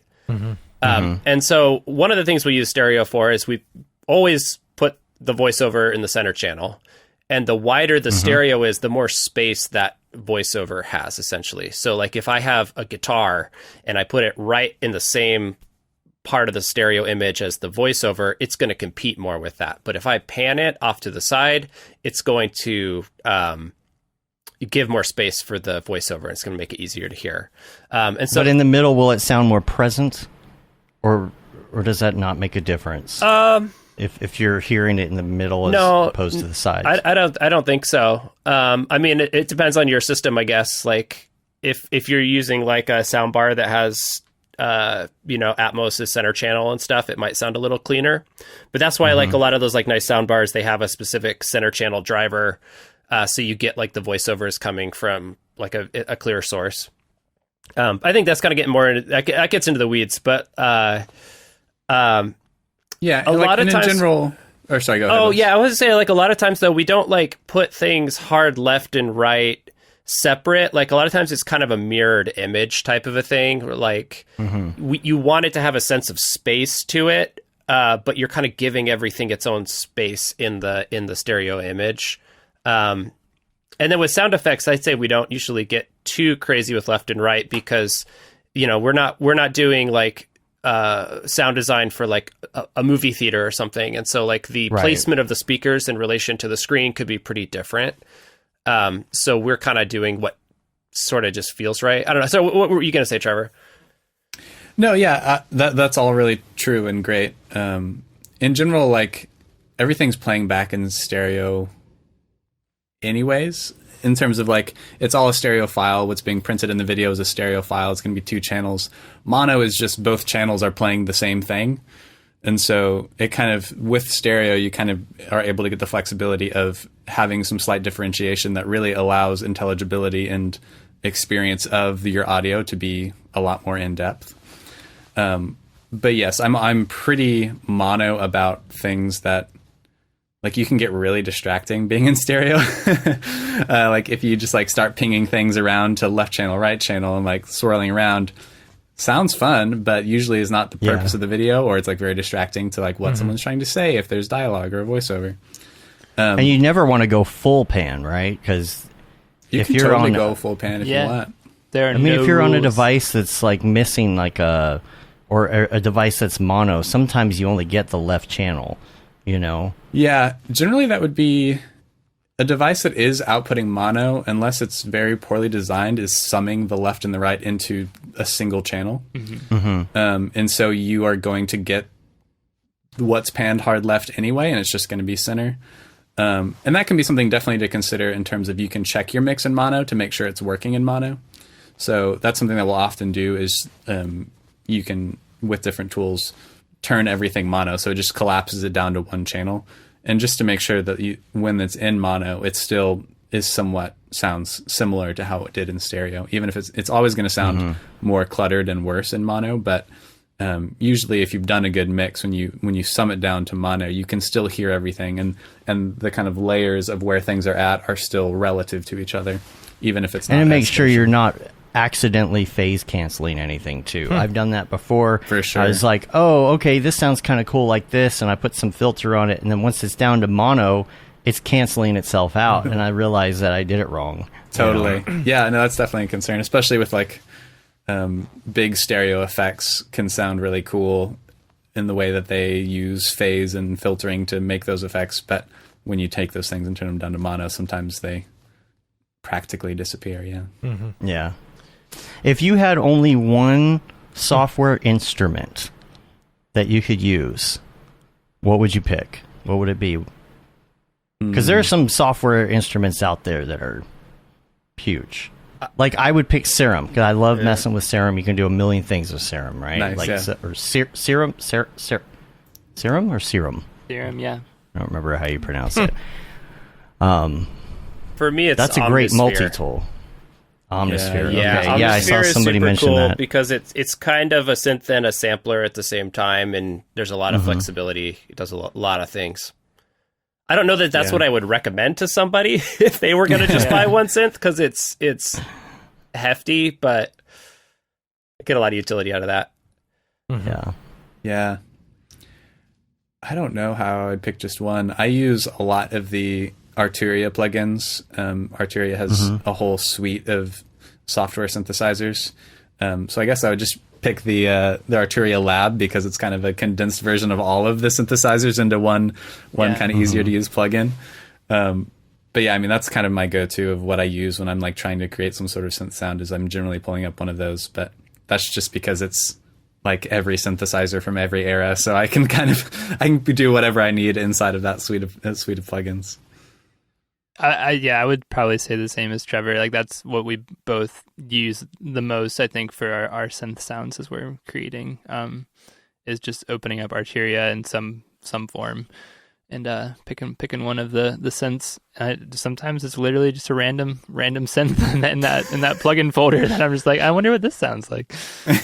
Yeah. How often are y'all actually creating music on top of doing the sound effects and stuff like that?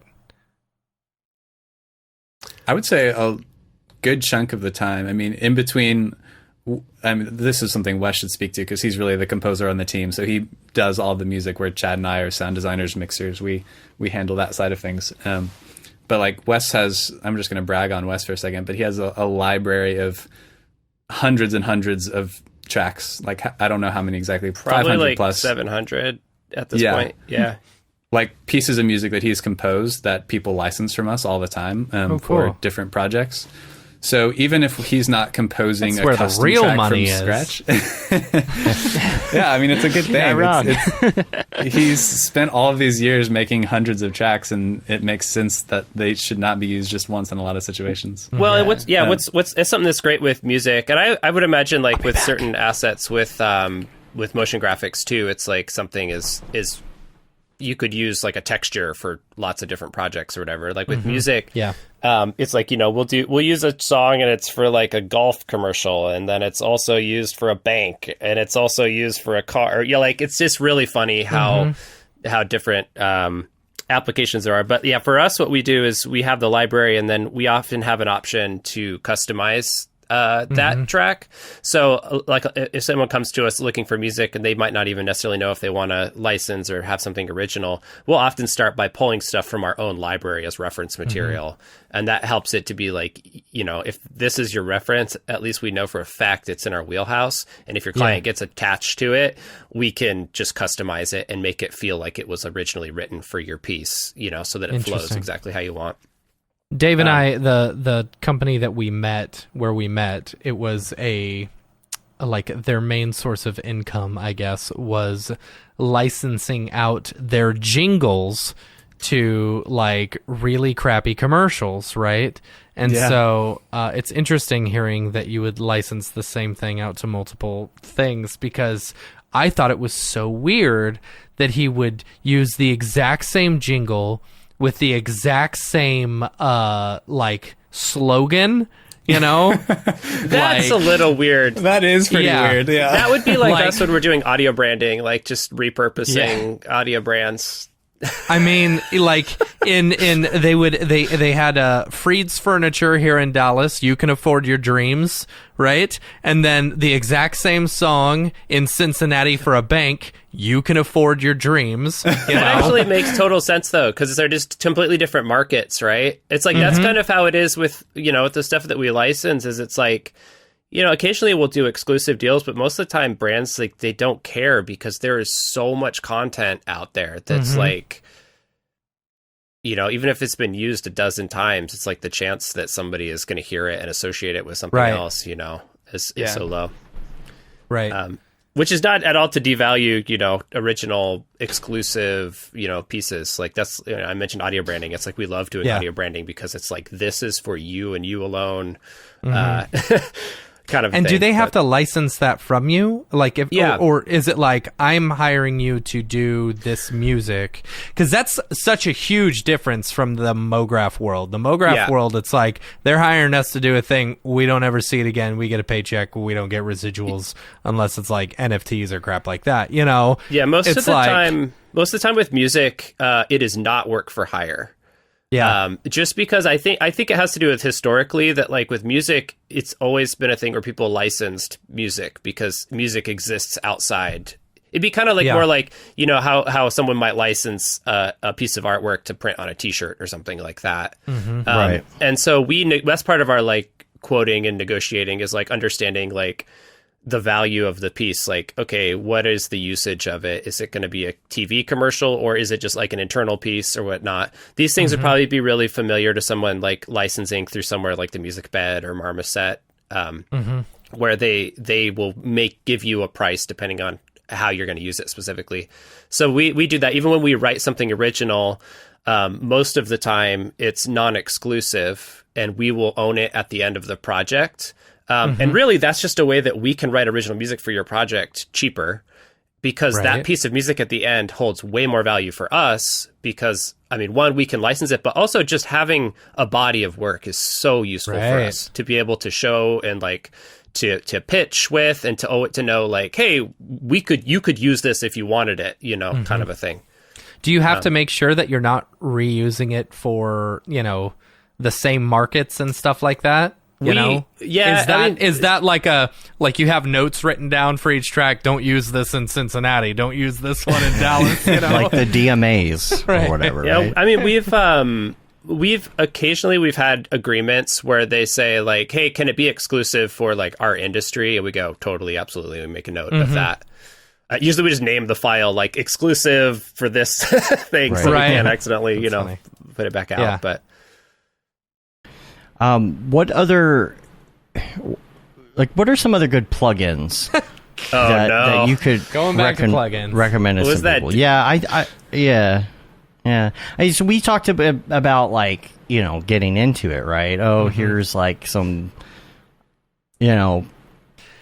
easy piece of software to start using to do instruments. But if you are looking at getting some sort of plugin, these plugins work with just about anything, honestly. I mean, anything that'll take a VST plugin for the most part. Like, for example, I love the Native Instruments stuff. I like the Complete, because Complete, while it's expensive, probably like $500 or something like that, it's like a plugin with a ton of other plugins in it. yeah, it's a Like, huge it has bundle. like a million of them. Yeah, for sure. I like That's a Mr. good Horse, starter. the audio Mr. Horse, yeah. where you can just forgot bring they all did that that stuff. now. Yeah. Mr. Horse Yeah. has just a whole bunch of like stock audio things, and you could just bring them in and use them as you need in After Yeah. Effects. That's awesome. Plugin wise though. I'd say we don't really, like in sound design, we don't use a lot of plugins other than like Yeah. synthesizers to make like musical sound effects. As a company, for like our processing tools, we all use FabFilter yeah. for like our EQs Yeah. and compressors and limiters and like kind of our audio processing tools, which we're all incredibly stoked on. Like FabFilter just makes the most easy to use, flexible, great sounding tools for that. Like you can use each of those things, and there's so much depth to each of those plugins. Yeah. But their price point is like kind of high for if you just want an EQ. It's more of like we invested in it because we knew we were going to be using like these 4 things every day for the next decade. So like let's just use the one that we want to use. There's packages that you can get with them though. Like my suggestion would be to get the like compressor limiter package, and then the one that comes with the multi-band compressor, because they have a great multi-band compressor. Totally. But you're right, like the ease of use on those are pretty freaking incredible. Like, Yeah. Whoever designs their graphic interface needs an award. It's really great. Yeah. I'd say, I mean, another easy win is the isotope stuff too, as far as like, their Like production suite. Yeah, I mean, like the Ozone software, they're like AI mastering. Like we joke about it, but like it's actually like pretty good. And like it would, if you're doing like a piece of music or just trying to set levels to certain LUFS measurements or whatever, like it can do that for you really quickly. It also comes with a great plugin called Tonal Balance, where you can import a reference audio file, and it will show you the like EQ curve. I use that every single piece of track or every track I work on, because it's like I just want to like double check, like, is this in the realm of where it should be? Right. Yeah, that's another great in terms of references and how to make sure what you're doing is good. Is Tonal Balance is really great, just to make sure that you aren't like totally fatigued, like it is actually sounding like you think it sounds. Right. Or if you have like really small speakers and you don't know what the low end's doing, like it can actually like show you like, oh, you have a ton of low end, or the opposite. Either way, yeah. And along with isotope stuff, I mean, RX is incredibly useful in terms of audio repair. I know y'all said Audition. Hopefully has you some never decent... have to use it. Well, back to I mean, we're releasing this sound pack today from Camp Mograph. All of those sounds were treated through RX and like processing in there as far as cleaning up the sounds of the woods that we were in for Camp Mograph. So like we were able to like truly transform these like handheld field recorder recordings into like very usable sounds just using RX alone, and that was really incredible. So yeah, it's an amazing tool. ADO Audio. We don't use any of their It's the stuff. number 8. They have a lot of good instruments, like recorded instruments, right? Like they just Right. came out with something called Sound Paint, and I've got a bunch of those, and they meticulously went in and recorded a ton of stuff for it, custom. you Yeah. know. I know. That's cool. I have a composer friend that uses, I think, their acoustic guitar stuff or something. Yes, Yeah. it is really good. Yeah. It is really good. But yeah. Yeah, Also, that complete. Yeah. Yeah. A free thing that I have just recently started to dabble in is that Spitfire is a company that makes like really incredible, especially in the orchestral world, like sample libraries and virtual instruments that you can use. But they have a labs world that is It's incredible. these totally free to use, incredible sounding. They're like a little bit more niche and specific. They're not as expansive as like Spitfire can do, but they sound really good. Like there's some strings and odd instruments, and like different composers and interesting musicians have helped create these kind of one-off libraries that you can use. I've actually been using them recently just because some of them sound amazing. And to add to that too, they also have a really cool program or whatever I don't know what you would call it, but it's called Piano Book. It's like kind of affiliated with Spitfire as well, where it's a bunch of people creating their own sample libraries for that same platform and submitting them, and you get some really super interesting sounding instruments that way for free. So it's amazing. And even Spitfire Well, has they have a series of like $30 plugins now that sound really great. And the nice thing with those is like they're just simple, and so they're easier to use and get good sounds out of. Because a lot of times, I mean, I imagine the same with like motion graphics. It's like you can buy the biggest, baddest, renderer or whatever, but it's not like you're going to be putting out big bad renders until you've gained all the experience you need to do it, right? Yeah. All right, big question: Antares or Melodyne? Both. I love that. I've always done more Melodyne, but Antares is great. Yeah. I'd say Yeah. both. They're used differently. Melodyne's like if you want a vocal to sound like really clean with the tuning, that's definitely a good way to go. Antares is like more, yeah. I mean, it has the auto tune On the sound. fly. Yeah. Little altar boy Yeah. all the way. Yeah. Oh man. Yeah. That's always fun too. Yeah, I have Antares. Here's the problem. I write about one song a year, and I never do anything with it, and I buy every plugin that I need to do it, no matter what. I and love then I write it off. I really want to play with Melodyne, but I haven't purchased it yet. So I keep looking at it. I keep seeing people doing real things with it, and then funny stuff with it on TikTok. They take it and like redo Smash Mouth songs with it all the time. Oh man, I haven't seen that, but I'm sure it's great. So yeah, I was kind of curious on that. Another cool software in that realm is SynchroArt's Revoice, or they have I think it's something Vocaline. Those products are really cool too. A lot of like ADR people actually who work in post will use Revoice to sync like ADR tracks or whatever to it's like Melodyne where you can actually tune stuff, but then you can also take like Stretch words or something. yeah, like you take like the reference dialogue from set or whatever, and it can actually like shift the dialogue into like both tonally and like pitch wise and like time wise all rhythmically, yeah. it kind of makes it fit Yeah. together. It's really powerful. I've just started to mess Wow. with that as well. So yeah, That's interesting. I've seen a lot of the tonal converters too, where you could take like you load it into some AI Google thing, and you can change a flute and make it sound like a trumpet. oh wow. Oh yeah, You know, Magenta. that's I cool. think is that what that is? I forget what it's That's called. that machine. It's so wild. And we touched on it a little bit too, but sync licensing, like if you are getting into writing songs and you feel like you're pretty decent at it, I'm hearing that there's a good living to be made doing sync license stuff right now. Purposely making stuff that you know that is going to be useful for, television, movies, Netflix shows, documentaries. Mograph.com intro. Yeah. Yeah, I feel like I have a little experience in that area because I've been making the Mograph stuff, and it has to have like a certain formula to it to work with the promos. Yeah. But like that's kind of the thing with the sync license stuff is creating stuff that you feel like people are going to use and buy. Wes knows quite well that there's just a big difference from like creating a song for a band and then what's actually useful for video content. Yeah, and like really, what you need when you're producing a video. Yeah, and depending on like what kind of video too, it's like I'll write music that's like, okay, this is for podcasting, and it's like the most minimal type thing. Right. Like this is like explanatory music, and it has like this kind of story arc to it that you can cut together. And This is for news broadcast. exactly. Yeah. Yeah, it's definitely Yeah. like a different. It's a different headspace than just like writing a song, so to speak. But if you know how to do it well, I mean, it's a very cool thing.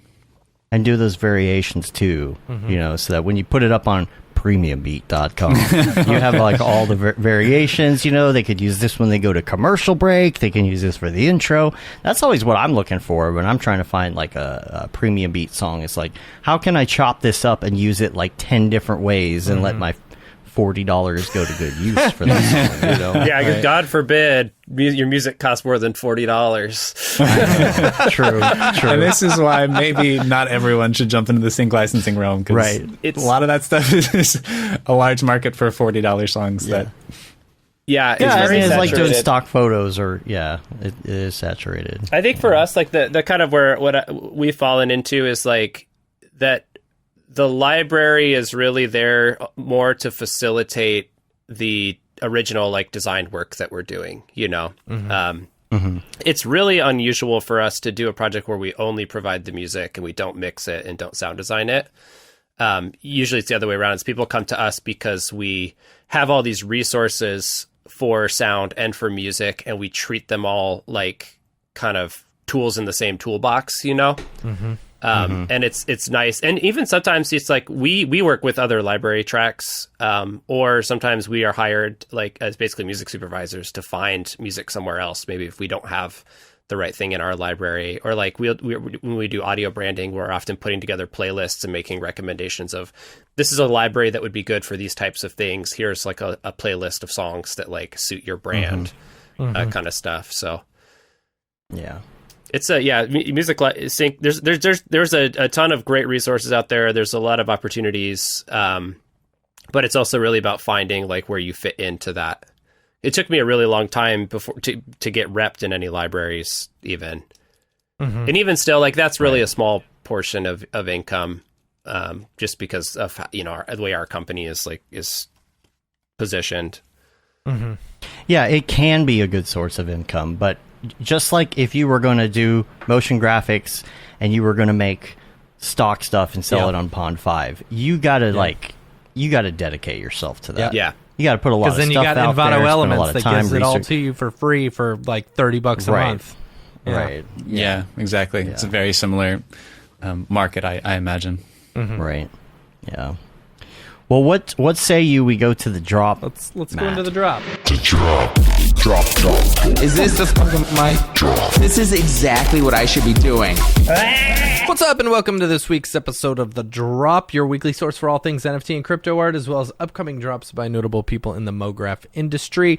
I am Matt Milstead. Joining me, as always, is Dave Koss, and joining us from Sanctus, Wes Slover, Chad Walbrick, and Trevor Richardson. Thanks for joining us, y'all. I'm really interested to hear what you think about NFTs and NFT audio NFTs. specifically. Yes.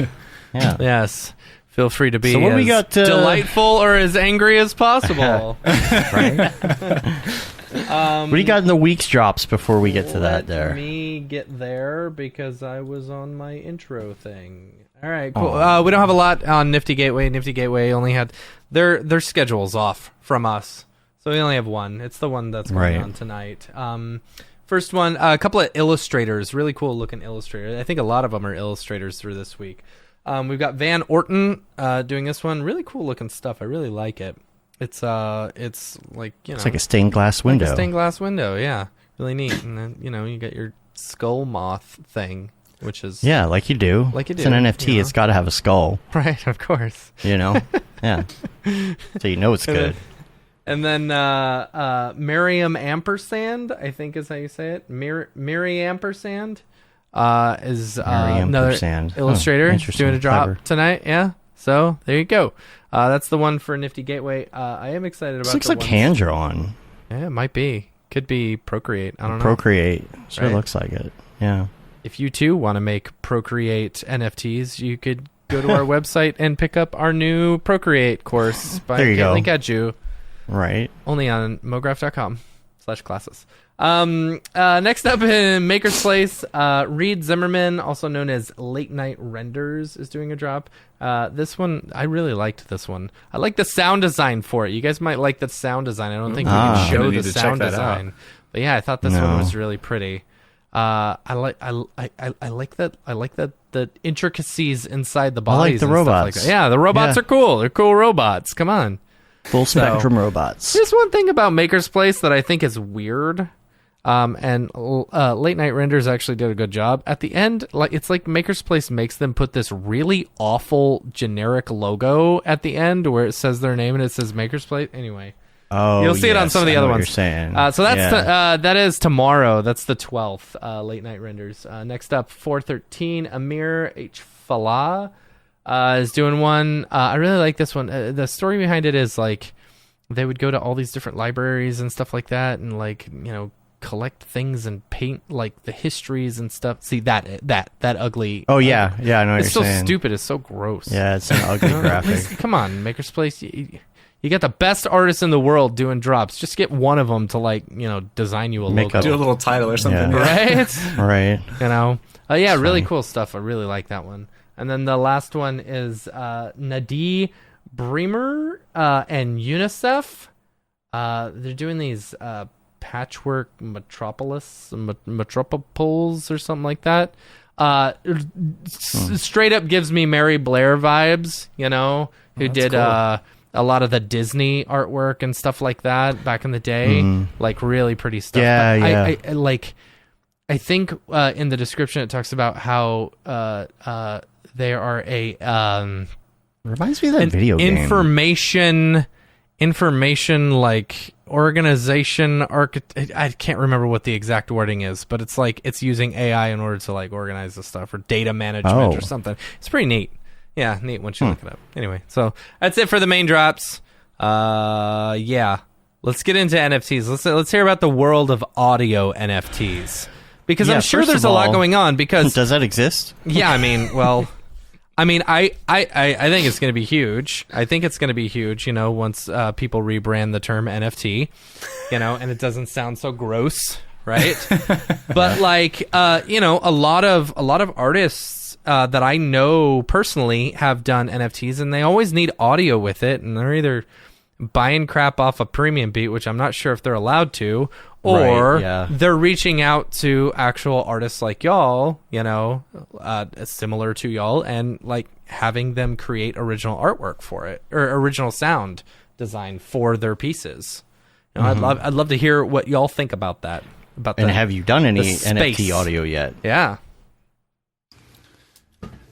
Don't all talk at once. Don't worry. I don't think any of us... And that's the end of the drop. Yeah. Yeah, there you go. I don't think any of us have personally done audio or have done our own NFTs or anything like that, or produced any of our own. So we don't have that firsthand experience of being in that world ourselves. Though I know that we have definitely had conversations and offers as a company for different things that I'm sure Wes can talk about. Yeah, we did that down on the render farm. David Aru, or actually, I don't know how to pronounce his last name. Was that y'all? Ariev, yeah. Yeah, that was a piece that we did with him for School of Motion that he minted. And we did NBA Top Shot. We did the sound design for the app itself, and that was one of those things where like, what, crypto trading cards? What is this? Okay, whatever. Should have charged more for that one. After we saw how much they were selling for after they went out, we were like, well, that was something we probably should have realized was a lot bigger than we thought. Right. Yeah. Sorry, and you can use that to sell other things, right?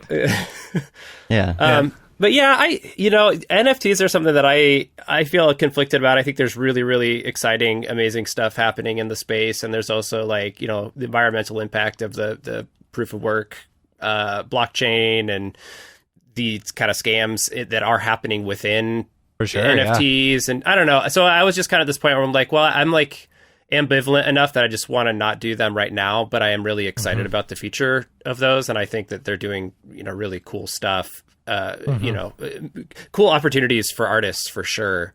I get Trevor, you could speak more to like the audio NFT scene because you've been following that more than I have.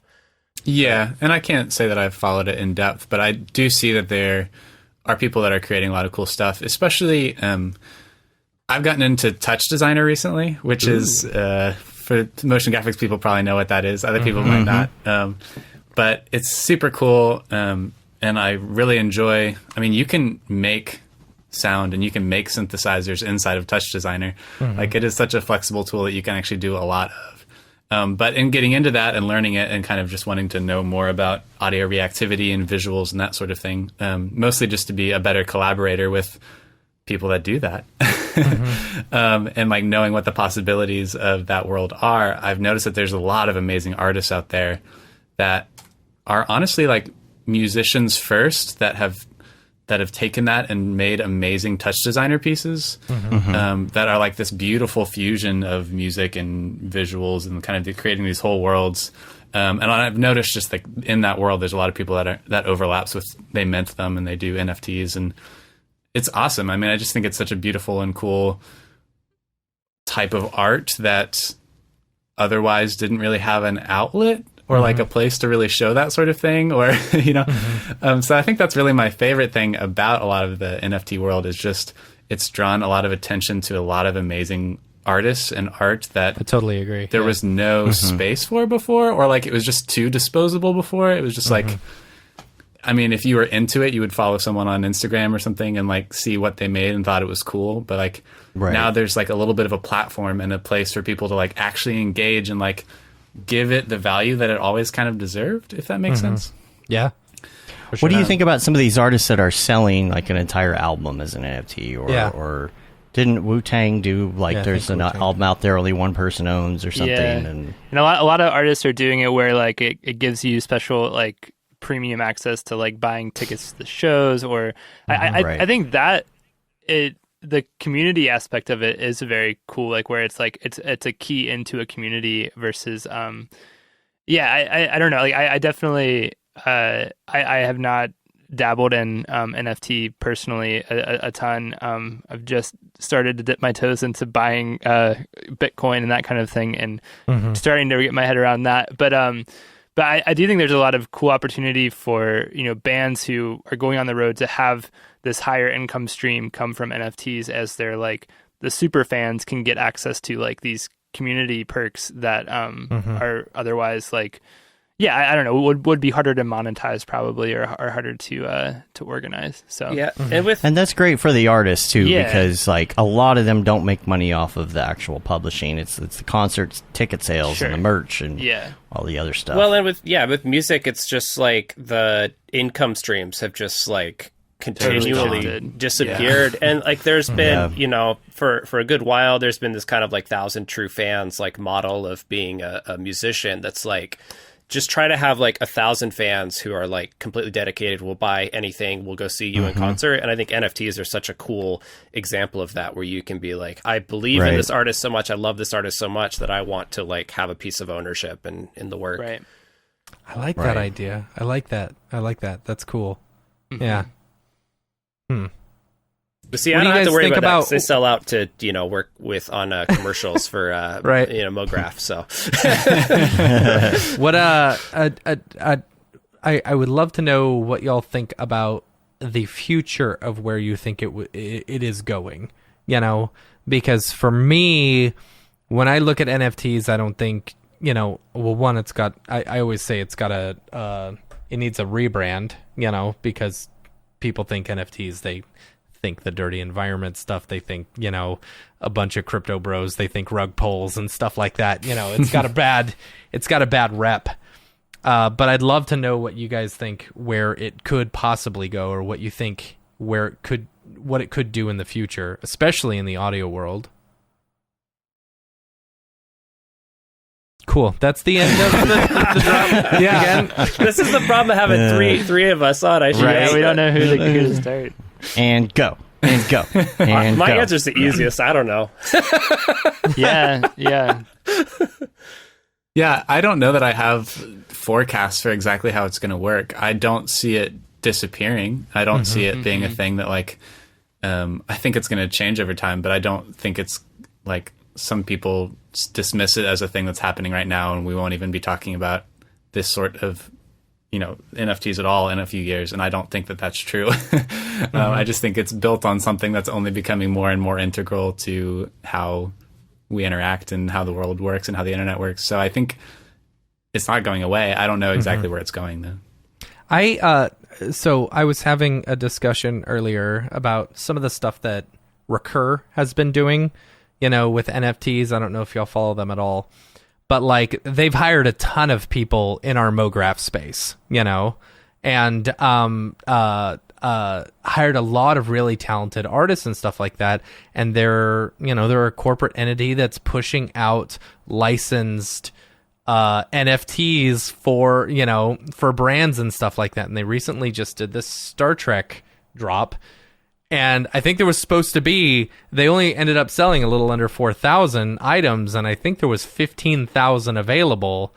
And it's like, I have this worry that now that corporations have gotten a hold of this, and they're taking some of the artists away from this in order to create their, they're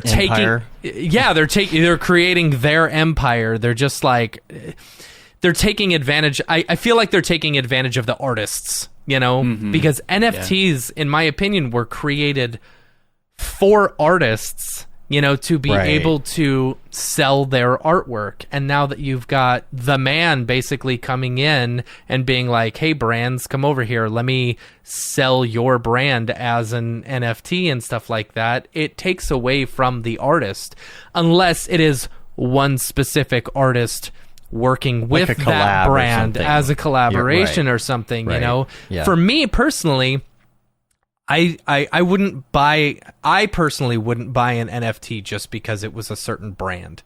I have no interest in that. Like actual physical collectibles and stuff like that, yeah, I totally dig that. I've got to. I mean, if you like the Trix Bunny and you want to get all 4 versions of their cereal, right? I mean, NFT, I guess I've got a Ghostbuster, plasma gun thing, an actual physical one back here. I love it, right? But if it was like a JPEG, I don't really care about that.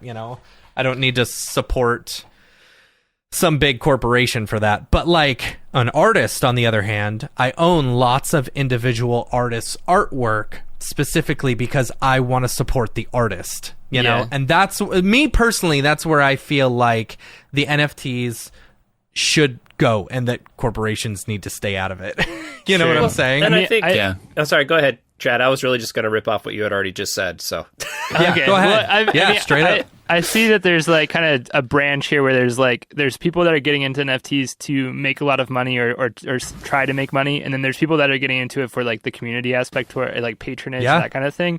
And I think that's what I would predict for the future, to continue to see that split, and whether or not each of those survives as like a means to an end, I don't know yet, but I do think it's a really cool way. I mean, it could be the future of like what we've seen with Patreon as like a way for creators to have more consistent income in the community and that kind of thing. So I mean, that would be like my hope would be like that would be the majority of where NFT goes versus the corporations just ripping out I think also, with the smart contracts and stuff like that, it also puts into question being able to help stop piracy in a way. Sure. And piracy is always going to be there, but if you're associating your specific like song that you downloaded, it's not like for right now, it's very easy to go on Audio Jungle or, Premium Beat or whatever, download a song and then send it to your buddy and be like, hey, how about this? Blah, blah, blah, use it, blah, blah. Unless I don't know, and maybe y'all can speak to this. How often does Audio Jungle go and they're like, oh, you use that in my commercial. Let me see your licensing for it. Right. I don't know, but being able to have that smart contract associated with a specific download, like being able to incorporate that, you have to have your wallet or whatever, your license associated with the actual like DAW that you're using or the editing software that you're using. You know, that can help stop piracy from happening, you know? Yeah. I don't know. Yeah. Yeah, I mean, it's for as far as like copyright stuff, there's like YouTube is like the easiest place that things get flagged because they'll like scour. Although I think with like Audio Jungle and stuff, that probably doesn't get picked up because it'd be complicated. So broad. Yeah, I feel like I had it happen once, and I'm like, really? Like, I bought this song, and you're flagging me? That doesn't make any sense. Yeah. Yeah. You know, how to dispute Yeah. it. I mean, that is really smart in terms of YouTube, in terms of material that has been released in a public way. It is very smart about identifying that in a video and taking it down pretty much immediately in a way that it didn't used to be. I mean, I'd be curious if there's like a way that, like it even translates to like an NFT could potentially have some kind of like way of when you import that file into like Logic or Pro Tools or something like that, it can read like the metadata of the NFT or whatever. I don't fully understand. And then like say, you know, like, hey, you don't have the license for this, or like, or you're not the licensed user of this. Well, I'm not sure if that will ever happen, but like, it would all have to be built into, you know, the actual software, right? You know, yeah. That if you're wanting to use a specific thing, like you can link your account or your wallet or whatever over, and that brings in all the licensing. And what another thing that it brings up is like, say you license out a song to someone, right?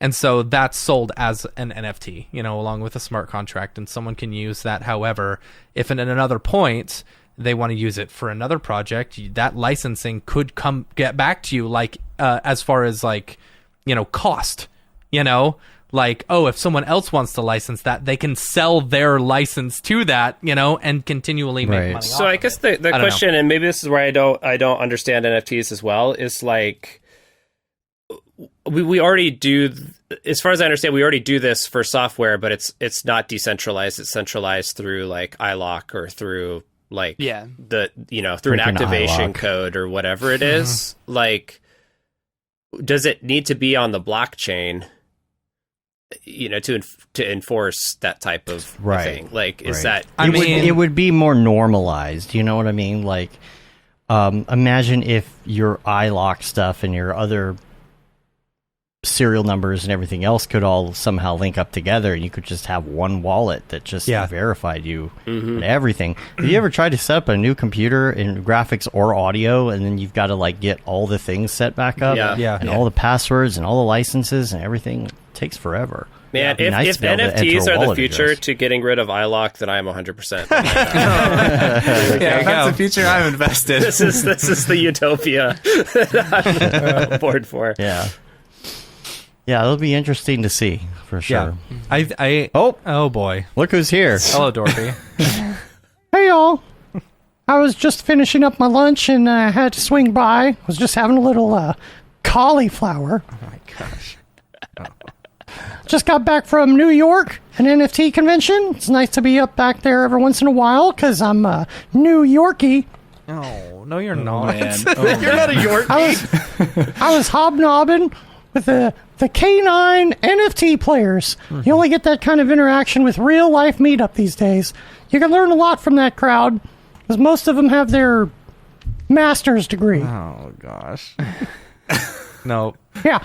Anyway, I gotta go. It's nice to be back in the warm Texas weather where there's no risk of frostbite. Oh god. All right. Okay, bye. Okay, bye. It's the most dogs ever on the stream. Probably we got Quinn over there. Yeah, that's just demeaning to Quinn over there. What did you think about those jokes, Quinn? Huh? Yeah, that's all right. That's my face too every week. Yeah. Well, if you or anyone you know has or dropping an NFT, feel free to email us info@mograph.com. We'll show it on the show. Other than that, let's get back to the regular show. Is this the fucking mic? This is exactly what I should be doing. Ooh-wee, y'all. We made it 2 hours and 10 minutes. There Doesn't you feel go. like it, does it? That flew by so fast. I know. Yeah. Nice and fast. When you've got Yeah. good conversation and people who can actually like that, you're not trying to like grasp for more. It's an easy show. Yeah, and if you have So. 3 people to spread out, Yeah. As long as you don't expect them all to answer all at once, we're good. As long as we get our cues right, Right? it usually flows nicely. Yeah. So If people want to find you on the interwebs, where can they find you online? What's all your handles? Yeah, so our website is sanctus.audio.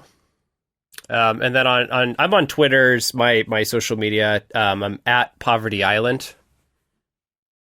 cool. All right. And we got the company Instagram too. Oh yeah, Company's official. on Instagram. That's at sanctus.audio on Instagram. Any other?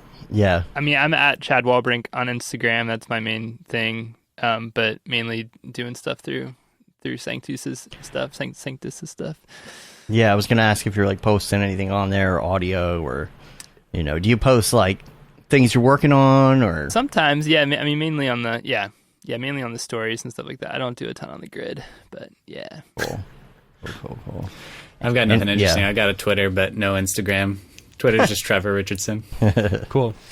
Cool. We'll put links to all the things in the show notes, and hey, we got a newsletter, I think, going out this week, if I'm not mistaken. Need to figure that out. I think I said that last week, honestly. I don't know. It's been a blur trying to get taxes done. Hey, next week, by the way, Chris Schmidt's going to be on. It's going to be our pre-NAB show. Pre-NAB. So make sure you check that out. And We will not be doing a show. Yeah, the next week. No. Right? No show the next week for NAB. We're going to keep it nice and simple. There shouldn't need to be a show anyway, because all of y'all will be at NAB. I would hope so. Right? So, Yeah. I mean, if you're why not do a show when we're all together? then you're just being a big loser, Jeremy. Yeah. No, we're gonna have updates and things. We won't be doing like videos the day of on the show floor, Yeah. but we are going to be doing some videotaping, as the kids call it. And Jags is going to be there doing some stuff with us as well. We're going to post it all later on. I think we will have some stuff on Mograph TV, like NAB related, all that week, because why not? It's NAB week, not? right? Yeah. So check that out. And then immediately after, when we get back the Monday after, Max on Rick's going to be on the show, Yeah. which is good timing. We can talk about everything that did happen and the debauchery and whatnot. And we can also, discuss anything that they may have announced on Yeah. 420. So that Or should be after fun that as well. I don't know. Yeah. So you can rate us on iTunes, leave a review. You can also subscribe on your podcatcher of choice and help get our ratings up. You say you've been there, done that, got the T-shirt with the Mograph logo tee, the Feel the Bab Paul Babb 2020 shirt. All the profits from Vintage. that go to Doctors Without Borders. Vintage Classic shirt. vintage. Classic vintage. The Render Things t-shirt, hoodie, and long sleeve tee, the Mograph blandishment shirt, and finally the That Render Is Fire shirt, which you are only allowed to wear ironically. Unless you're shams. Unless you're shams. Yeah. Yeah. And of course, we're on Facebook, Instagram, YouTube, TikTok. What's up, TikTok? Hi, TikTok. Anybody still watching? There's one person watching. And Mograph.com. And of course, Mograph TV. Mograph.com/TV. Or just go to our YouTube channel. We are always live. Always. This experiment will be cut off after next March 1st if it is Maybe. not successful. So watch the channel. So 'cause, our if you success don't relies watch it, we're not gonna 100% on continue it. you. It's a lot of programming It every is. week. Yeah. Okay. Pickle Nick's doing some of it now, too. Yeah, he is. So, yeah. So make sure you support us on those. And, yeah. So that about wraps it up. We're going to get out of here. Until next time, I'm Dave. And I'm Matt. I'm Wes. I'm Chad. I'm Trevor. It's pretty good. Have a good one. Later, yo. Bye, y'all.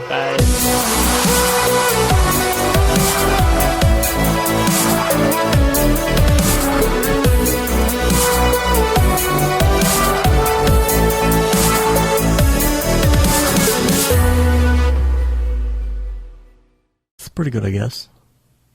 Mograph.com, an online resource for motion graphic artists. Start your week with the Mograph Podcast. Industry news, interviews with your favorite artists, and terrible humor. Watch live shows and interviews from Mograph events like NAB, SIGGRAPH, Half-Res, and local meetups. Our Mograph Talks feature live demos and motivation from artists all around the world. Sometimes you got to make stuff that you're not going to put on your reel, and I'm not here to judge. What if Rick and Morty show up for the countdown at midnight? That's where I peaked in life, in my career. We gotta stop this thing, Rick! It's gonna kill us all! Hear from the people that create your software, design your render engines, and artists that are changing the face of modern motion graphics. You get that render done. Yeah, you better frame what? Mograph tutorials and online classes will teach you about Cinema 4D, After Effects, as well as other popular software and render engines. Throw in the HDR Studio, take the render settings, pick the HDR, put in a reflection, and gorgeous. Branch into new software. Learn time-saving tips, techniques, workflows, and lessons that'll keep you up to date in the world of motion design. Oh, brother, those are some of my favorite elves. I love projects that scare me. When our art director comes to us and asks for something that I had never done before, man, it gets me pumped. Join the conversation in our live sessions. Check out our plugins or join the hundreds of daily active users in our Slack channel for technical help, advice, contests, or just to joke around. Real nice banana. Ah, that's so funny! All right, I'm gonna live forever! Subscribe today and get the latest updates on our YouTube and other social media channels. Take all your dreams and just do it! We don't care how you get here, folks. Just get here. Subscribe to Mograph.com.